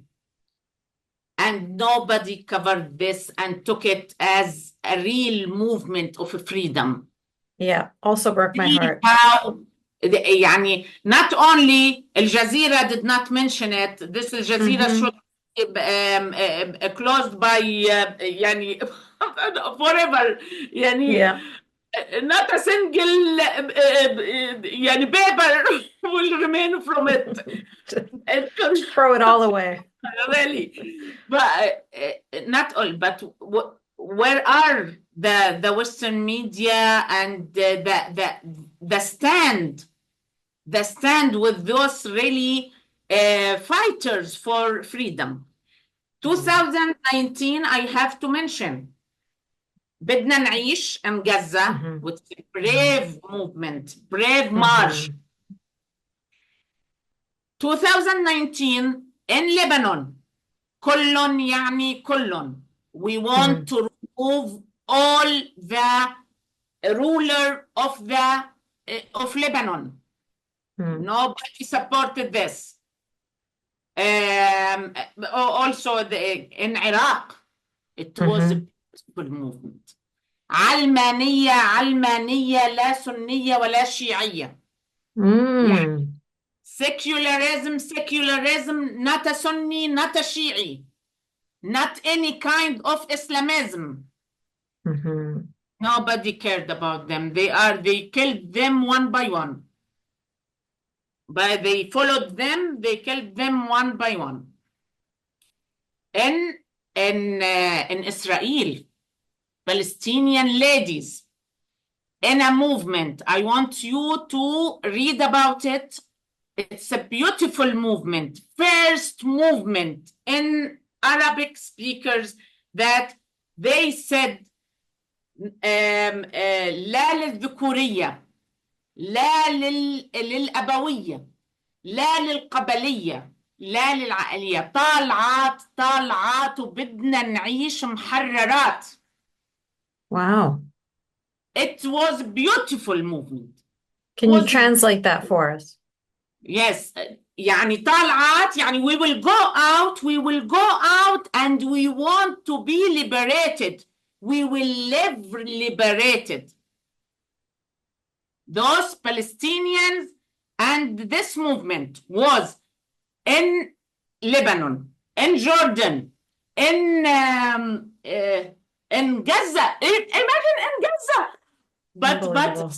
the clever girls in Gaza, they were with niqab. They covered their face, so So they nobody don't get caught. can know them, who they are. Really, but with this talat, and we're chanting. First movement in the Arabic speaking world, they said, in the Middle East and North Africa, they said it clearly for Abawiya, for misogynistic. And I You hate said this it word. perfectly. Misogynistic, for tribal rule, for family rule, for where? For patriarchy, against it all. Nobody stand with them. Finally, in Iran, don't tell me بقى. And in Finally, Pakistan, where too. are you? Where are you? Mhm. Where are you? Muslims can kill each other. That's what we understood. Because it is not only one country, it is 2, 3, 4, 5, 6. What is that? Exactly. We Yeah. don't, you don't see us except when Israelis kill us. What is this? What is this? And when Israeli kills, you chanted for the people started, made Israel to kill us. يعني very beautiful. Really, My very God. beautiful said. What is this? For sure يعني this something, this should stop. The Yeah. war should stop, and the peace should come. The peace should come. Secularism should rule. The future of this region should be liberal. We should be liberated. We should be liberated. It is time, and already there are blood. There is. We paid all the prices. Really, we paid all the prices. We should get out something out of this. Yeah, كفاية. Sorry, Hamza had to go. Sorry. But he sent me a message to say bye to you before he had to leave. Okay, Tochi, please go ahead and unmute yourself. Hey, afternoon. Hey, Yasmine and Enas, thank you so much. Your stories really took me back. I used to live in Saudi and I've been all over Saudi. So all the stories about smuggling the books. And actually the real thing that actually made me laugh was having going to high school. I went to high school in Jeddah. So and a lot of my classmates were Arab. So you pick up a few things and you learn that there's sort of the different stereotypes between the different Arab nations. The Egyptians are the sort of artistic, musical, intellectual types. The Lebanese are the beautiful ones. Syria's backwater. Palestinians are crazy. You just see people arguing all the time.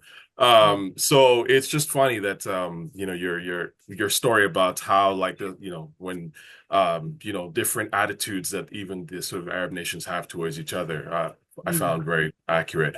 Now, given the fact that Islamism is, regardless of intellect, has really swept through the entire Arab world, and interestingly enough, both of us having grown up in Saudi Arabia, we now hear about Saudi Arabia being this sort of almost done a complete 180. So I wanted to know what your opinion was on that. Do you think that, Saudi Arabia is sort of the model that other Arab countries should strive to go for? Does it sound genuine to you? I have not been back in Saudi Arabia in 20 years, so I have not seen this new Yeah. Saudi. But I'm curious what you think about all that. See, it is not the kind of freedom I wished for them, but it is a start. And you know, Turkey, Coaching. Sochi.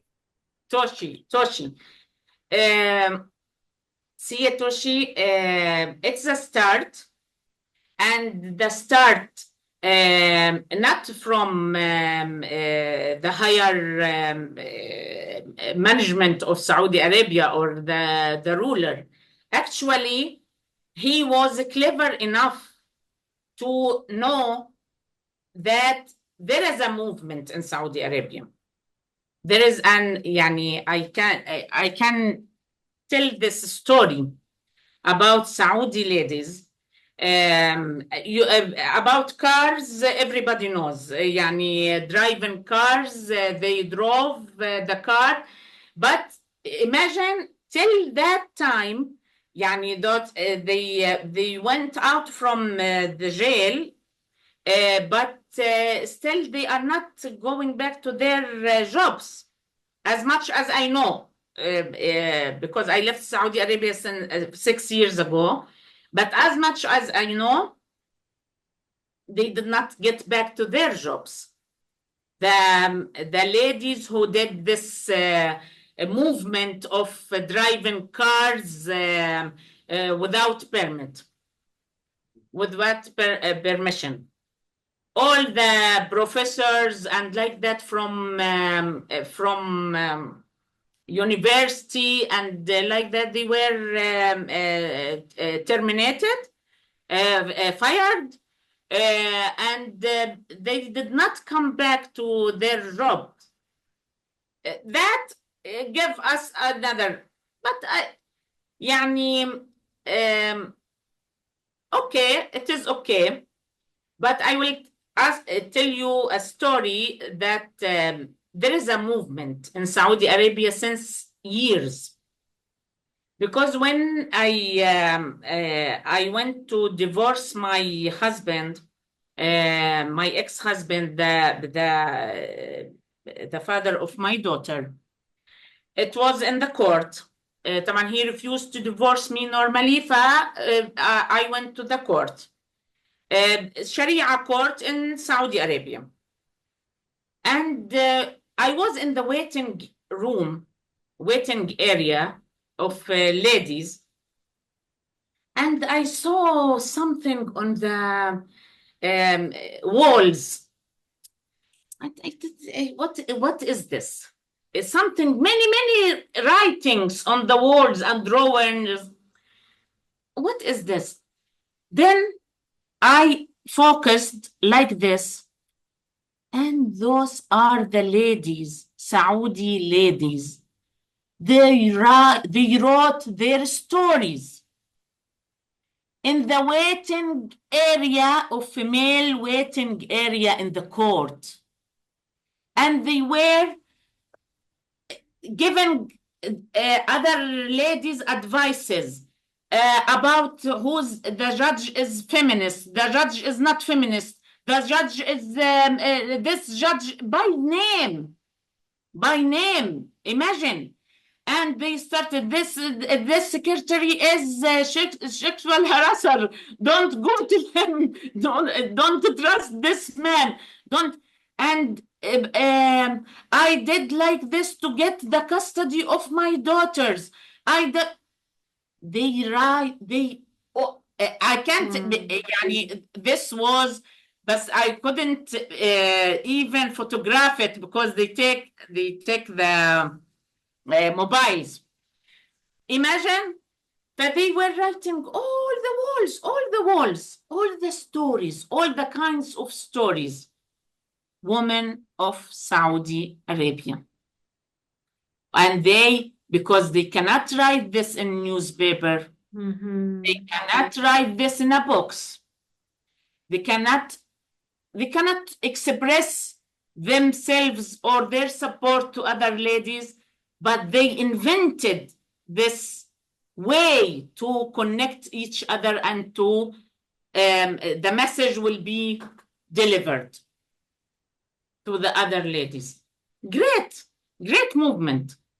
يعني and God knows only يعني God knows يعني how difficult for them the situation is, but they trying. I think Saudis, especially girls, will keep trying till they reach to something really fruitful and good, and till they reach to all secularism. يعني I feel for this region, secularism is the only solution. The science is the only solution. The peace is the only solution. يعني we have many only solution. يعني and they have to come all together. All together. We have to appreciate science. We have to work for peace, a real peace. Not they want to make us feel bad as we are peace activists or peace. What is this? No, we want peace. We want peace with Israel. We want peace with everybody. We want peace. And you'll never know, Tushi, maybe this بدنا نعيش, we want to live, maybe it will expand and be the slogan of everybody in this region. Maybe. You will never know, because يعني we deserve to live really normal, respectful, fruitful, happy lives. We really deserve this. We paid a lot of prices under the Islamic rule everywhere. Thank you. Thank you. You know, Enas, I'm really glad that you told us that story. And there is a book called The Handmaid's Tale, which is written by a Canadian writer, Margaret Atwood, and it's very popular, right? It has a TV series, it's very popular.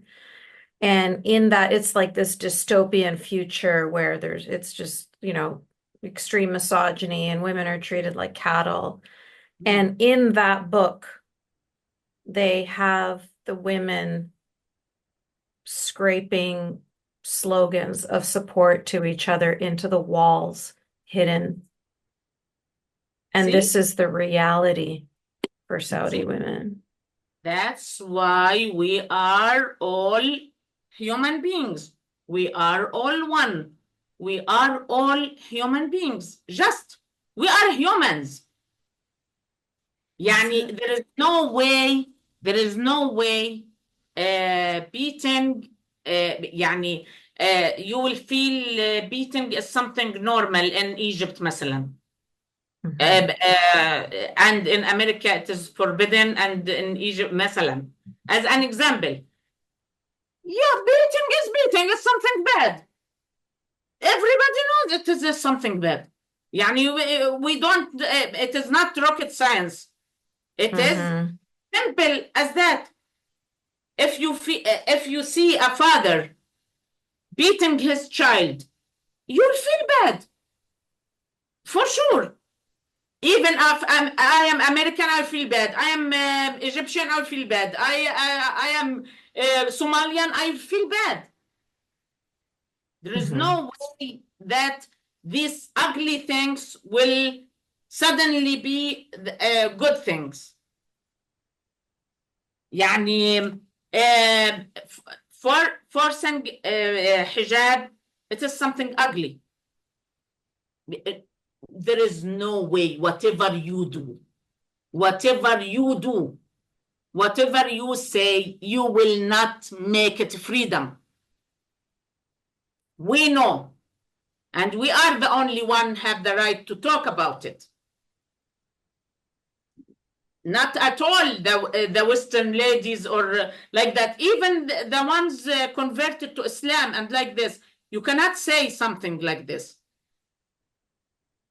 Because you converted to Islam and you thought it is something good to do this.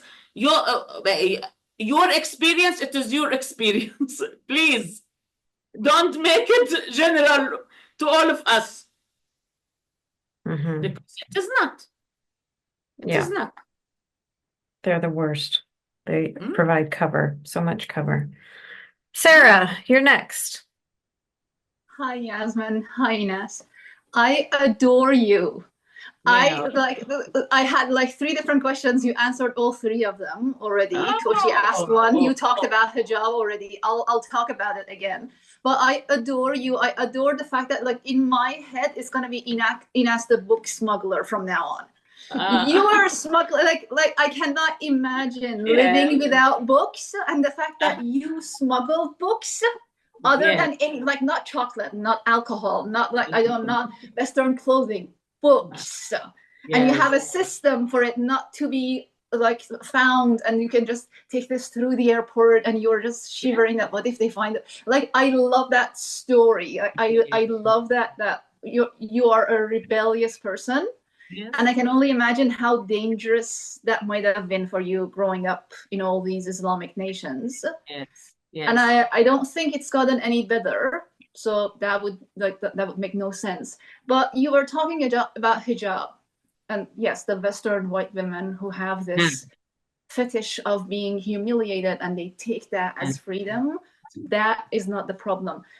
Would it make your life your life any easier if you would have just submitted and taken that hijab and worn it? And why didn't you? Why did you resist? What price did you pay? Like for people who don't know, because I can imagine, Yasmin knows, I know, but tell people who are telling us that hijab is freedom right now, specifically how it's not, because like Taliban is now being celebrated as people who have come and brought order to Afghanistan, whereas half the population is now living in a gender apartheid and they don't have access to education even when wearing hijab. So tell us about what you think. Going back to hijab and my favorite section. I can say, I did not wear hijab. I fell in love with it, and it was something. See, Sarah, this is very important question because I was a daughter of a dictator father. I never was ashamed of this situation. It never give me shame, or I feel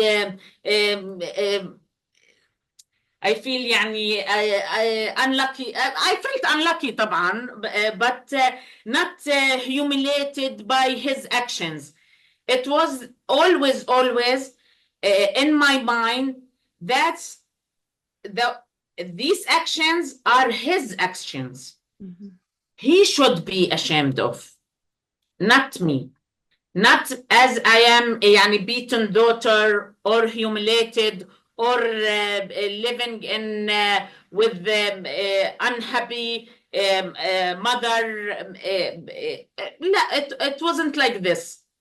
Since maybe because I rebel in young childhood was maybe it was very early, 10 to 11, I started to feel there is something here. My mother wore hijab eventually, and when I asked her, why did you do this? But she said, everybody wore it, and I don't want to be something else, it is not a problem. And my mother did not believe in it, but did not bother also. You did not bother about wearing it or not wearing it. She was. My father used hijab. He wanted to force me on wearing hijab.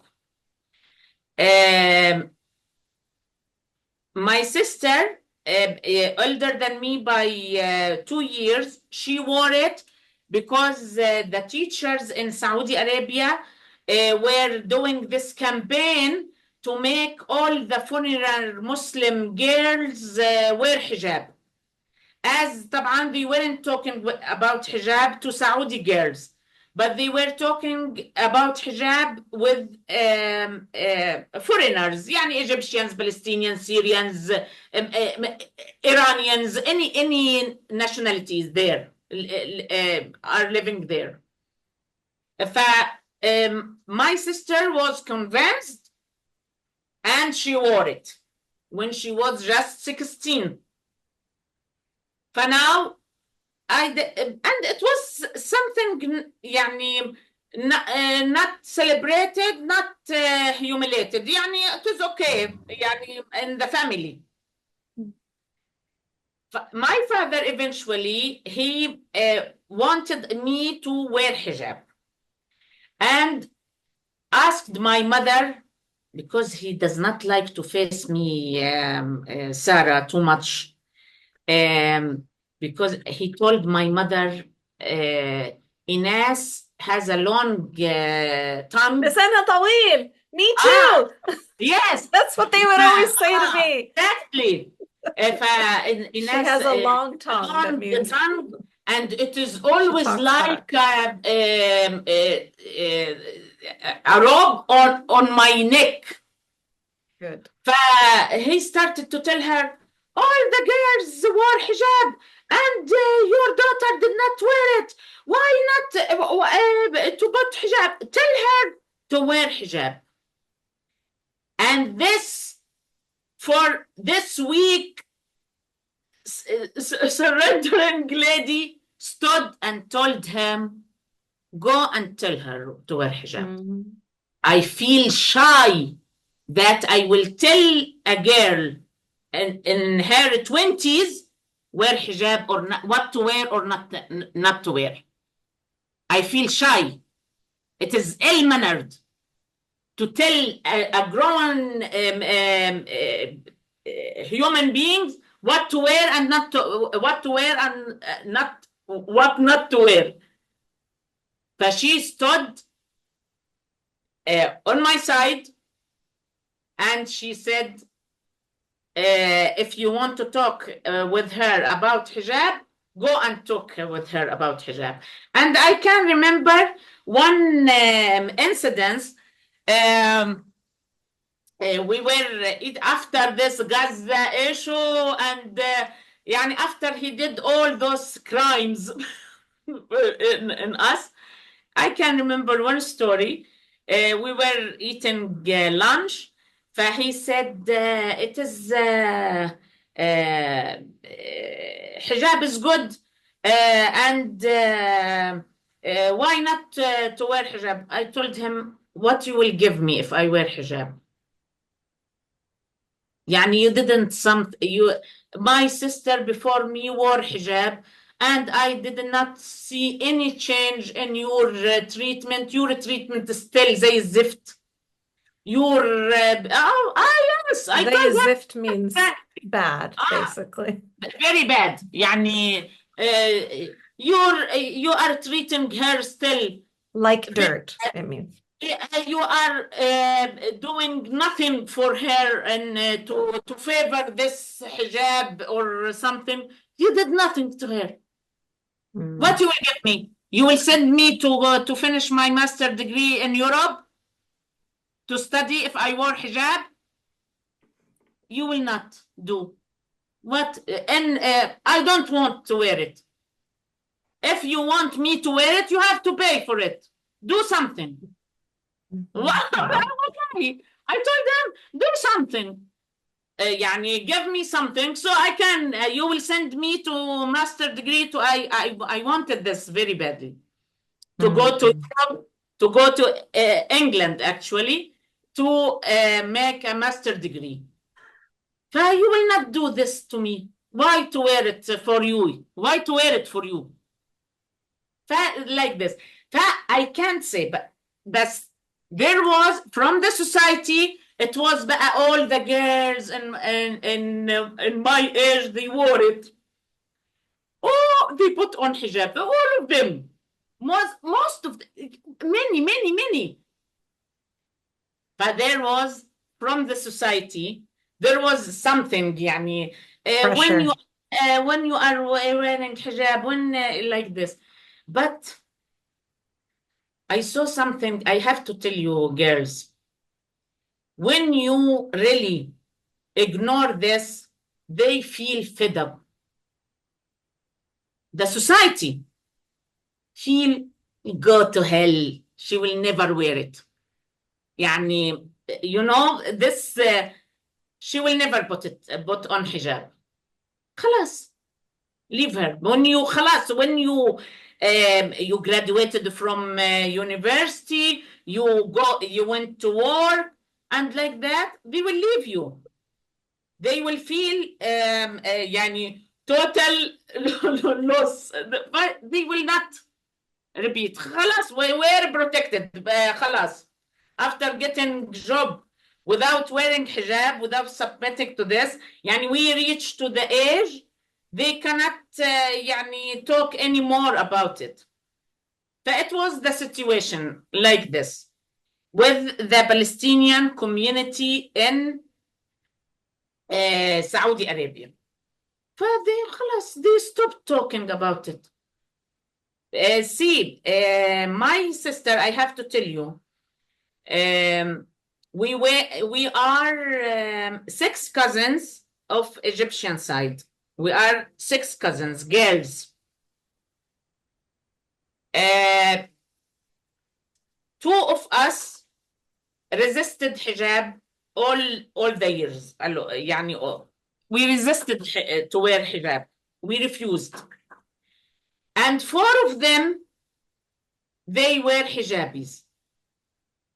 3 of them now took off hijab, including my sister. I'm telling you, يعني, it is a wave in Egypt, and it is continuous act of the girls. They are taking off hijabs. That makes me so happy. That makes me so happy because I need to mention her name, Arzu Badri. She just woke up from coma in Iran, and she's a paraplegic now. She's a mother of 2. She's 31 years old, and they're forcing her to confess against herself on the state TV. And they shot at her. The police shot at her because she did not have hijab in her car. Yes. So the fact that women are fighting back and taking off, that makes me so happy that women have the courage and actually do that. And thank you. Yes. I adore you. Thank you so much for the conversation today. Thank you. Yes. Okay. Thank you, yes, Sarah. يا روحي. It's But too the much. The suffering of women is it's just too much. Yes, and the movement in Iran, believe me, Sarah, for sure it will succeed. For sure. Whatever time it will take, it will succeed. For sure, definite.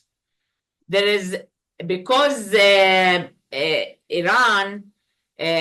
here in Egypt, it is something, silent wave of, but in Iran, it has to be loud, and because it is against the government. Here, the government, if you are forced, even the story you said, Yasmine, about the girl yesterday, before 2 days, they shaved her head and like this, but the lawyer and the officer stood with the girl. يعني, but they make this conciliation, unfortunately. But he wrote, the father wrote تعهد. يعني ايه يا ياسمين? When you write that I will not do this again to her, or she will be well protected with me and like that in writing. Like a promise kind of thing? Kind of thing. Mhm. It has a specific name in English, but we will know it after. But in Iran, Right. all the society full, يعني not only the government itself, but there is something good in Iran also, yeah, Sarah, and something I feel so proud of Iranian men. Yeah. Because really they are supporting women. Here in Egypt, it is very rare. It is very rare to support your daughter or your sister or your wife or like that to take off hijab. It is totally independent act from Egyptian ladies. But in Iran, I have seen many of Iranian men. They are really very supportive. And I'm so proud of both of you, women and men, really, Thank of you so Iran. much. Thank you so much. Thank you. Thank you, Yasmine. Yeah. No, the people of Iran, specifically the women of Iran, Yes. are really, beacons of hope for the planet, for all Yeah. people. Like they're just superhuman. Yes. Mira Joy. Hi. Hello. Hi. Yes. Enas, thank you so much. I really admire how engaging the Arab storytelling can be. Really appreciated that. You're so ferocious. I love your energy. And I resonated with your story. It was so wholesome. Thank you. Yeah. Well, I also know, by the way, the movement Talat from Palestine. I remember like their slogan, there's no Palestinian liberation without women's liberation. I really, Bravo عليك. yeah. Yes. We liberate women. This is like a priority. And Yeah. then, social like liberation, and then politics will, follow. Free mom will create free persons. Yes. Free mom will definitely create free people. Yes, absolutely. I found interesting that you mentioned how in Gaza, transgender people were treated before Islamization happened, like that wave when it came. It shows how religiosity can actually influence and contribute to social backwardness in our communities. It's so sad. It really, it's so Yeah. sad. And also something that resonated with me was when you mentioned when you were 11 or 12, when that that changed, that shift in you, when you watched that your mom and father were not equal in the household, and that like anger like started. I wonder, I don't know, going back, how like other females around you, being in Saudi Arabia, you said like 46 years of being in, how did you express that? When did you feel truly free to express that? And how was the reaction from females around you? I'm really curious about that. Yeah. Were you alone or like, yeah? See, that's why I told Yasmine, it wasn't something to be with fanatic father and dictator and like that. It is not something strange. It is something you hear all over, mostly in every other house like that. I can tell you of families, Palestinians families, I met only two fathers, good fathers, from the full society of Palestinians, families and like that. I can remember two only. Two good Palestinians fathers for their kids and daughters and like that. Other than this, all of them were beaten, were humiliated, were neglect, were the stories, but at that degrees, many men were misers. They don't spend well. It was a drama everywhere. when we were expressing this, when we were small kids and like that, because I don't feel shy of this. I say I am the daughter of a dictator father. يعني, like this, simply without any shame, without any feeling. It is my story. It is my story. يعني, and he's the bad guy. يعني, thank God, Mira, when you reach to this peace with yourself, and when you face yourself first, and you start this dialogue with yourself and the community, or like that. I love all the people. I don't feel jealous of anyone. It was a peaceful conversations, but they were all supported. يعني supportive. I can't remember any girl was telling me مثلا it is bad not don't talk about. After Islamization, this happened. Poor father, and it is haram you talk about bad about him. It is ill manner to talk bad about your father. Don't even when he died, there is a saying in Arabic telling, mention your dead by good only. But I told I was اذكروا محاسن موتاكم. So اذكروا محاسن موتاكم يعني remember only after death, you remember only the good, for as dying is a remedy for everything. Yeah, it is a stupidity. It is we have to break those taboos.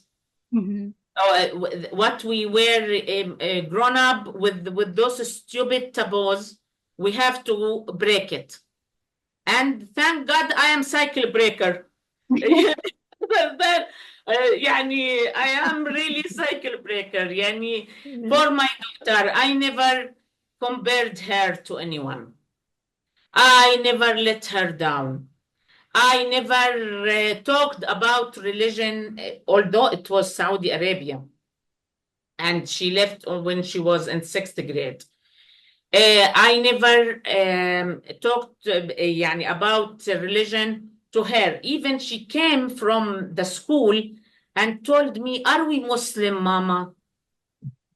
But I told her, yes, we were born Muslim by يعني because our parents are Muslim. كده. We are Muslims by birth, not by choice. But I told her, you have to read your lesson and write in the exam everything as Muslim girl, like this. Even يعني I didn't compare her to anyone. I didn't beat her. I didn't shout at her.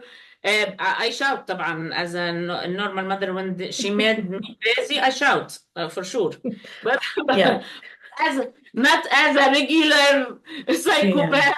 And she's such a sweet Yeah. girl. I can't Yeah. even imagine her ever Yeah. driving you crazy anyway. Yes, she's so sweet. Really, I'm so lucky with her. حقيقي.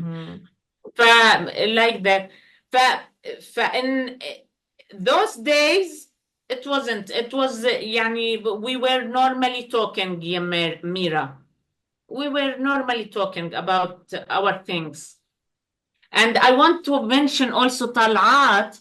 This movement said صوت المرأة ثورة. مش عبرة. Yes. Yes. Yes. I'm gonna get that tattooed on my body. Yeah. That means the voice of a woman is a revolution. It's not a shame. Because in Bravo. Islam, they say that a woman's voice is a shame. Her voice is the same as her breasts or her vagina. Yes, It needs to yes. be covered because it's shameful to be out in public. Oh, Yes. that is beautiful. Yes. You have to read about them. طبعا they criticized them and like this, but it was a beautiful movement. Anyway يعني they suppressed them برضو يعني it is normally يعني but I believe and this will come again and this will come again. I believe in ripple. Ripple It is effects. ripples and ripple effect. Yeah. It will come for sure يعني. And now our daughters is 100 times better than us, Exactly. living without fear, without humiliation. They don't feel shy for something they did or they did not do or like this. Yeah. There is another story, Yasmine, if I am allowed to say Of so. course you're allowed. Yes. This is When we all came for back, you. when we came back from Saudi Arabia, and my father, for sure, he wanted the salary, my salary. And it was government job. And there is two things I want to say here. A government job in Saudi Arabia, I was, when I first got the job, my salary, I have bachelor degree in medical technology. I got the salary of 2,000 riyals, very low amount of salary. And the Saudi fellow with a lesser degree than mine, he was taking 8,000 riyal, Wow. 4 times more than me as a foreigner. And this discrimination is normalized in Saudi Arabia. And also, it is when they tell you about, when you talk about it, they tell you also from Sharia, العقد شريعة المتعاقدين. The contract is everything between us. You accepted the contract, the شروط يعني ايه? Conditions, the terms of the contract, that means it is fair. Imagine. Also from Sharia. Like this. المهم, anyway, in Saudi government, there is a period of 3 months of a trial. يعني if you pass this trial period, خلاص you will be appointed permanently for the job. They will give you the salary of 3 months after 3 months only. يعني 2,000, it was 6,000 riyals. I'm telling you, it is 1996. When I got the salary, and I told you he was with no job. He was making a small job in an accountant for some construction office like that, my father.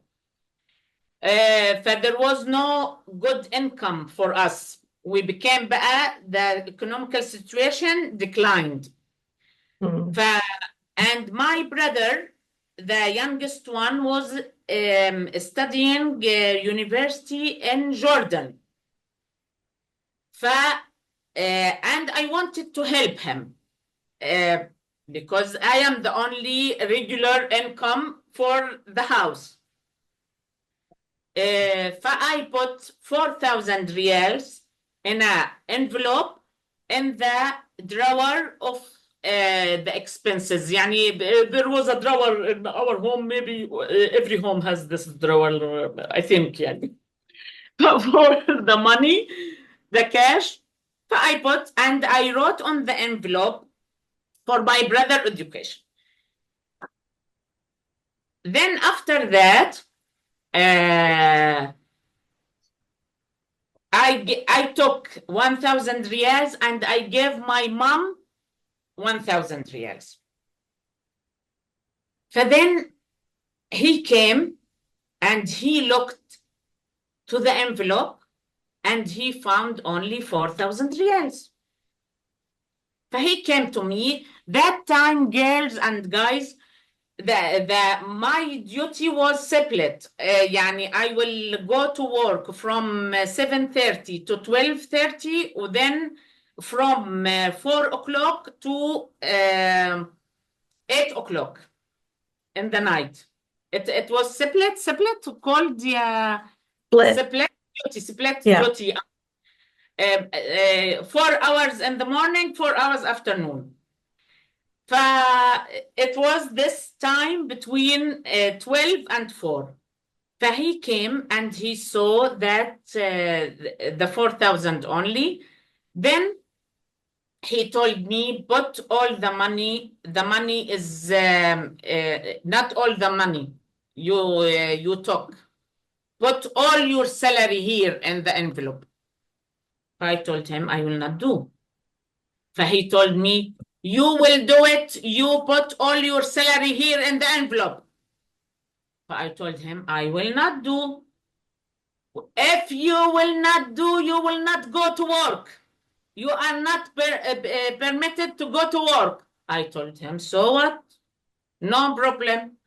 But only I'm going to pray Al-Asr in the mosque. And when I come back, I want to find the 6,000 riyals in the envelope here.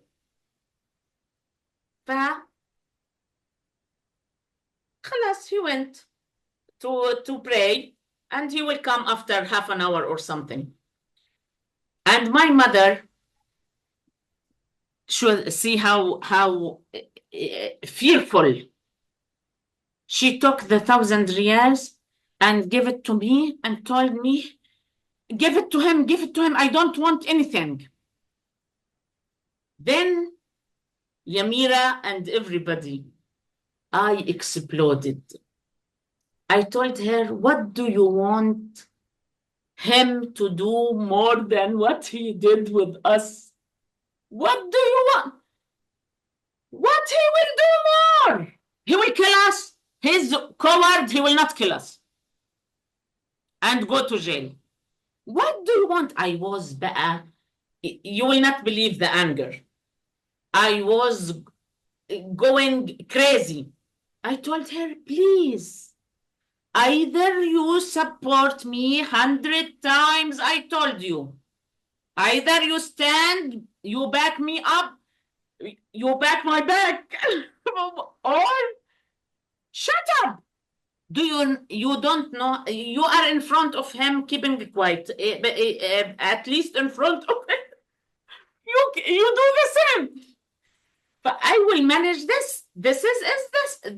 What is this crazy thing? I will take the money. I will not take the money, and I will not return the money to him at all. Then she felt shy. My mother, and I'm sorry, and like that, after doing anything like this, يعني, or after beating me or something, she's يعني, this. She was telling about herself. I am Mr. Jekyll and Dr. Hyde. Do you know this story about schizophrenia? She was telling about herself this. I am Mr. Jekyll and Dr. Hyde.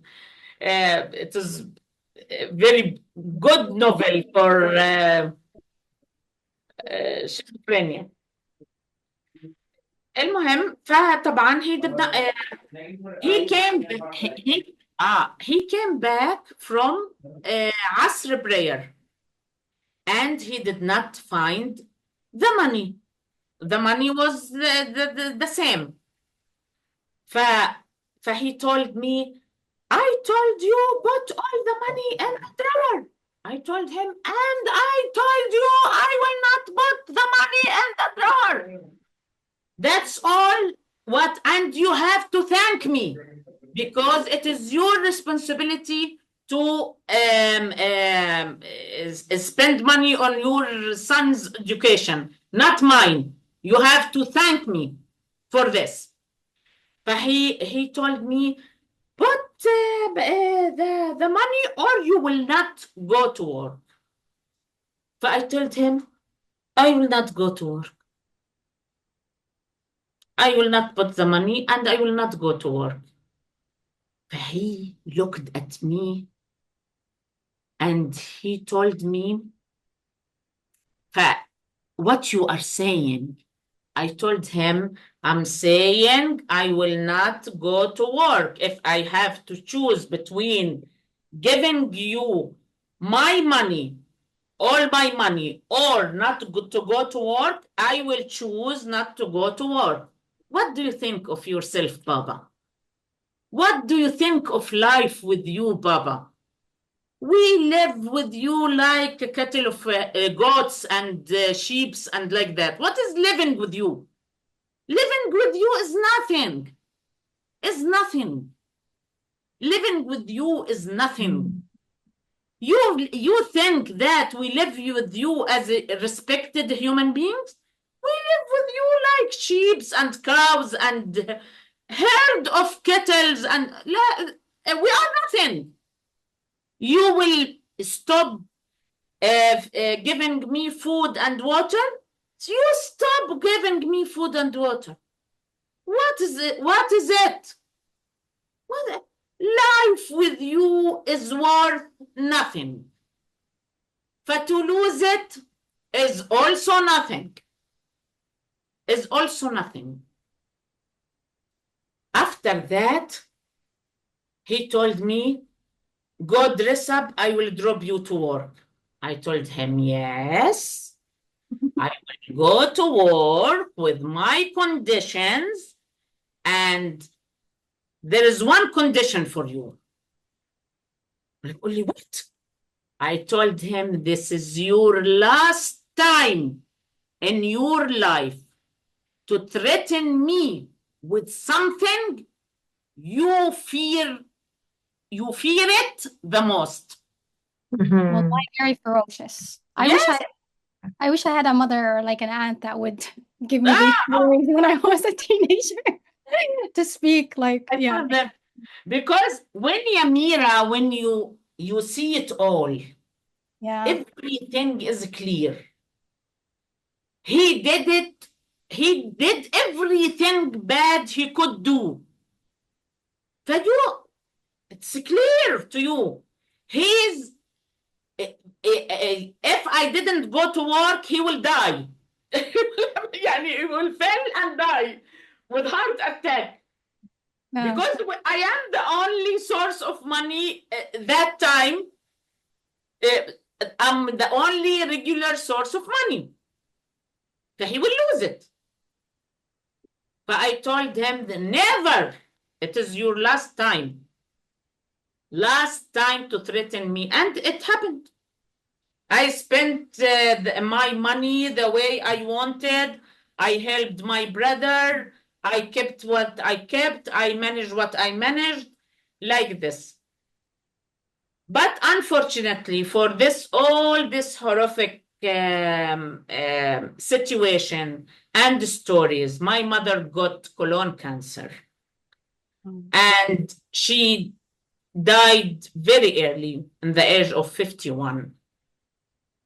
And that was another story and drama and like that. And she I can remember the scene when she wanted to go back to Egypt.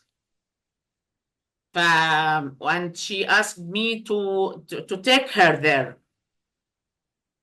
She was with colostomy bag. I don't know, it is colostomy bag for stool and catheter for urine. She came to my father, and it was such a touching scene, and even dialogue. She told him, I carry my toilet with me. I use the bathroom only to take a shower, because the stool, the colostomy bag, and the catheter for the urine. She told him, see what living 29 years with you led to what? Gifted me what? And I want to go to my country and my people, and I want to be buried there. And don't stop me from doing this. It is my last only wish. And he told her, with whom you will go? She told him, I will go with Enas. Enas will drop me there. We went to Egypt. It was drama. And I can remember once we were in my auntie house, and I am lying down on the bed, and she was in another bed. And she was praying like this, talking, making a dialogue with her God, telling him, Khalas, this is the end. This is the end, God. I am not a single dream fulfilled. Not a single dream fulfilled. I will go to you like this, without a single dream fulfilled. Even my daughters, I'm leaving them without getting them married. It was her dream for the two daughters will get married to good people.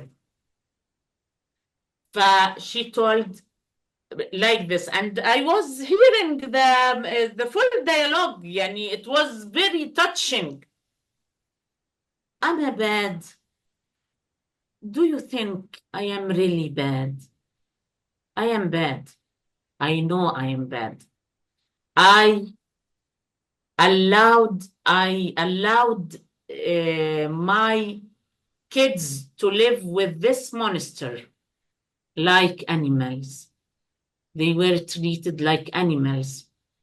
And even animals, they have freedom. They didn't get it. My kids did not get free. It was very... Do you think really I am so bad like this?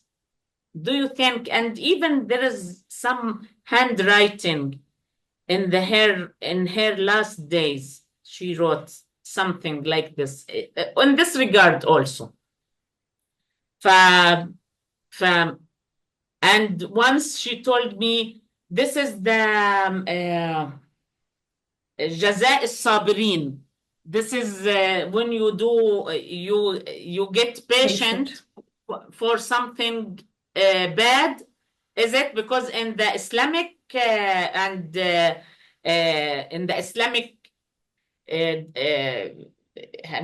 ideology or traditional way of thinking, that to be patient for bad things will give you good things in the end. Mhm. Once she told me, was there something wrong that I did? I did become patient for so long and for so many bad things. So I told her, eh, joking, told her, for sure, what you will be patient for such a stupid dictatorship man? What you will get in the end? You will get treasure. You will get this cancer, and what you will get more? She started to laugh. Only it is so stupid, this life. I told her, yes. It is a shitty life for everybody. To be here also, to be in this world without your permission, it is it is also a shitty thing. But what about to be patient for this shitty situations? You will get nothing in the end. Nothing. But that's it. I have to tell you about my mother because she left very early, and I was just 26 when she left. This is the story. You broke the I'm cycle. Hmm? See, I prepared many things, but I don't know even if I said everything, but it goes everywhere. I Yeah. hope it's not annoying. No, it was really, really, really, really good to hear so many different important stories from you. I did Yes. want to say about your mom, though, that I wish that she had gotten to meet Mu'min. I wish that she had gotten to see what a wonderful husband you have now, Yes, and how yes. loving and kind and good he is, and he's But just, a good father for my daughter. yeah. And she يعني would be so happy and so, at ease to know that he's there protecting you and Yes. taking care of you. Yes, Yeah. yes. It is something. I wanted her to meet him because she will be so happy, I know. And he's very also interested, free thinker, and interested in history and reading history, and he has Yeah. YouTube channel. He himself told me I would really benefit from her company and her knowledge and her way of views. But Yeah. Well, we have to wrap up. Yeah. yes, we have to wrap up. We have to wrap up, but before we do, I just want to make sure that you have said everything that you want to say, that you don't have any last words that you want to share with us. I know that you don't want to share with people your social media, but Yes. if anybody wants to get in touch with you, can they contact me? Because there's already some people in the chat have sent me Yes. private messages saying that they want to get in touch with you. Yes. So if anybody listening to this wants to get in touch with Enas, just contact me through my website, and I'll pass your message on to Enas. I think we wrapped. See, we did not talk about Yemen. يعني I can Yeah. say Yemen was missed here. Yeah. A little uh, bit, but not enough. Yeah. but يعني it will be not the I am now encouraged. We'll have a part two. We'll have a part two where we talk about Yemen. We should talk about Yemen because I that's a am really, encouraged to do so. yeah, it was really interesting. I was hanging on the edge of my seat when you were talking to me about Yemen. So it's really important for people to hear these stories.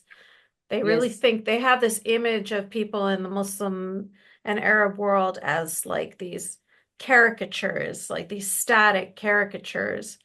And so it's really important to tell the stories of the people and what it's really been like, and the unfortunate, transformations that people have had to go through Yes. in these past decades. And So we'll Yes. definitely have a part 2.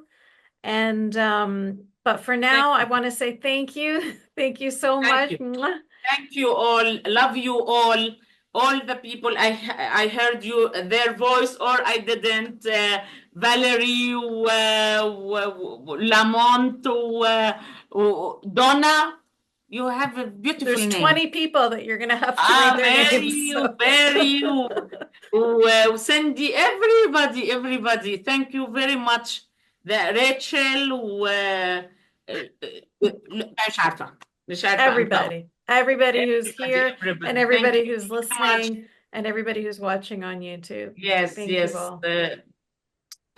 Thank you. Good night. Thank you, sweetheart. Take care, Bye. everyone. Bye. Bye. After hearing all that, you might be left wondering, what can I do? How can I help? Well, this is why I created a nonprofit called Free Hearts, Free Minds. We are the only organization dedicated exclusively to helping these free thinkers. We empower them with our programs and supportive community, lifting them up so they can heal, speak out, and begin to make positive changes, not just in their own lives, but within the broader community around them. If this is a cause that resonates with you and you want to make a difference, one way to do that is by donating to Free Hearts, Free Minds. Because not enough people care about this cause, we need people like you to help fuel this change. You can donate via our website, freeheartsfreeminds.com. Thank you. Every dollar you donate makes a difference.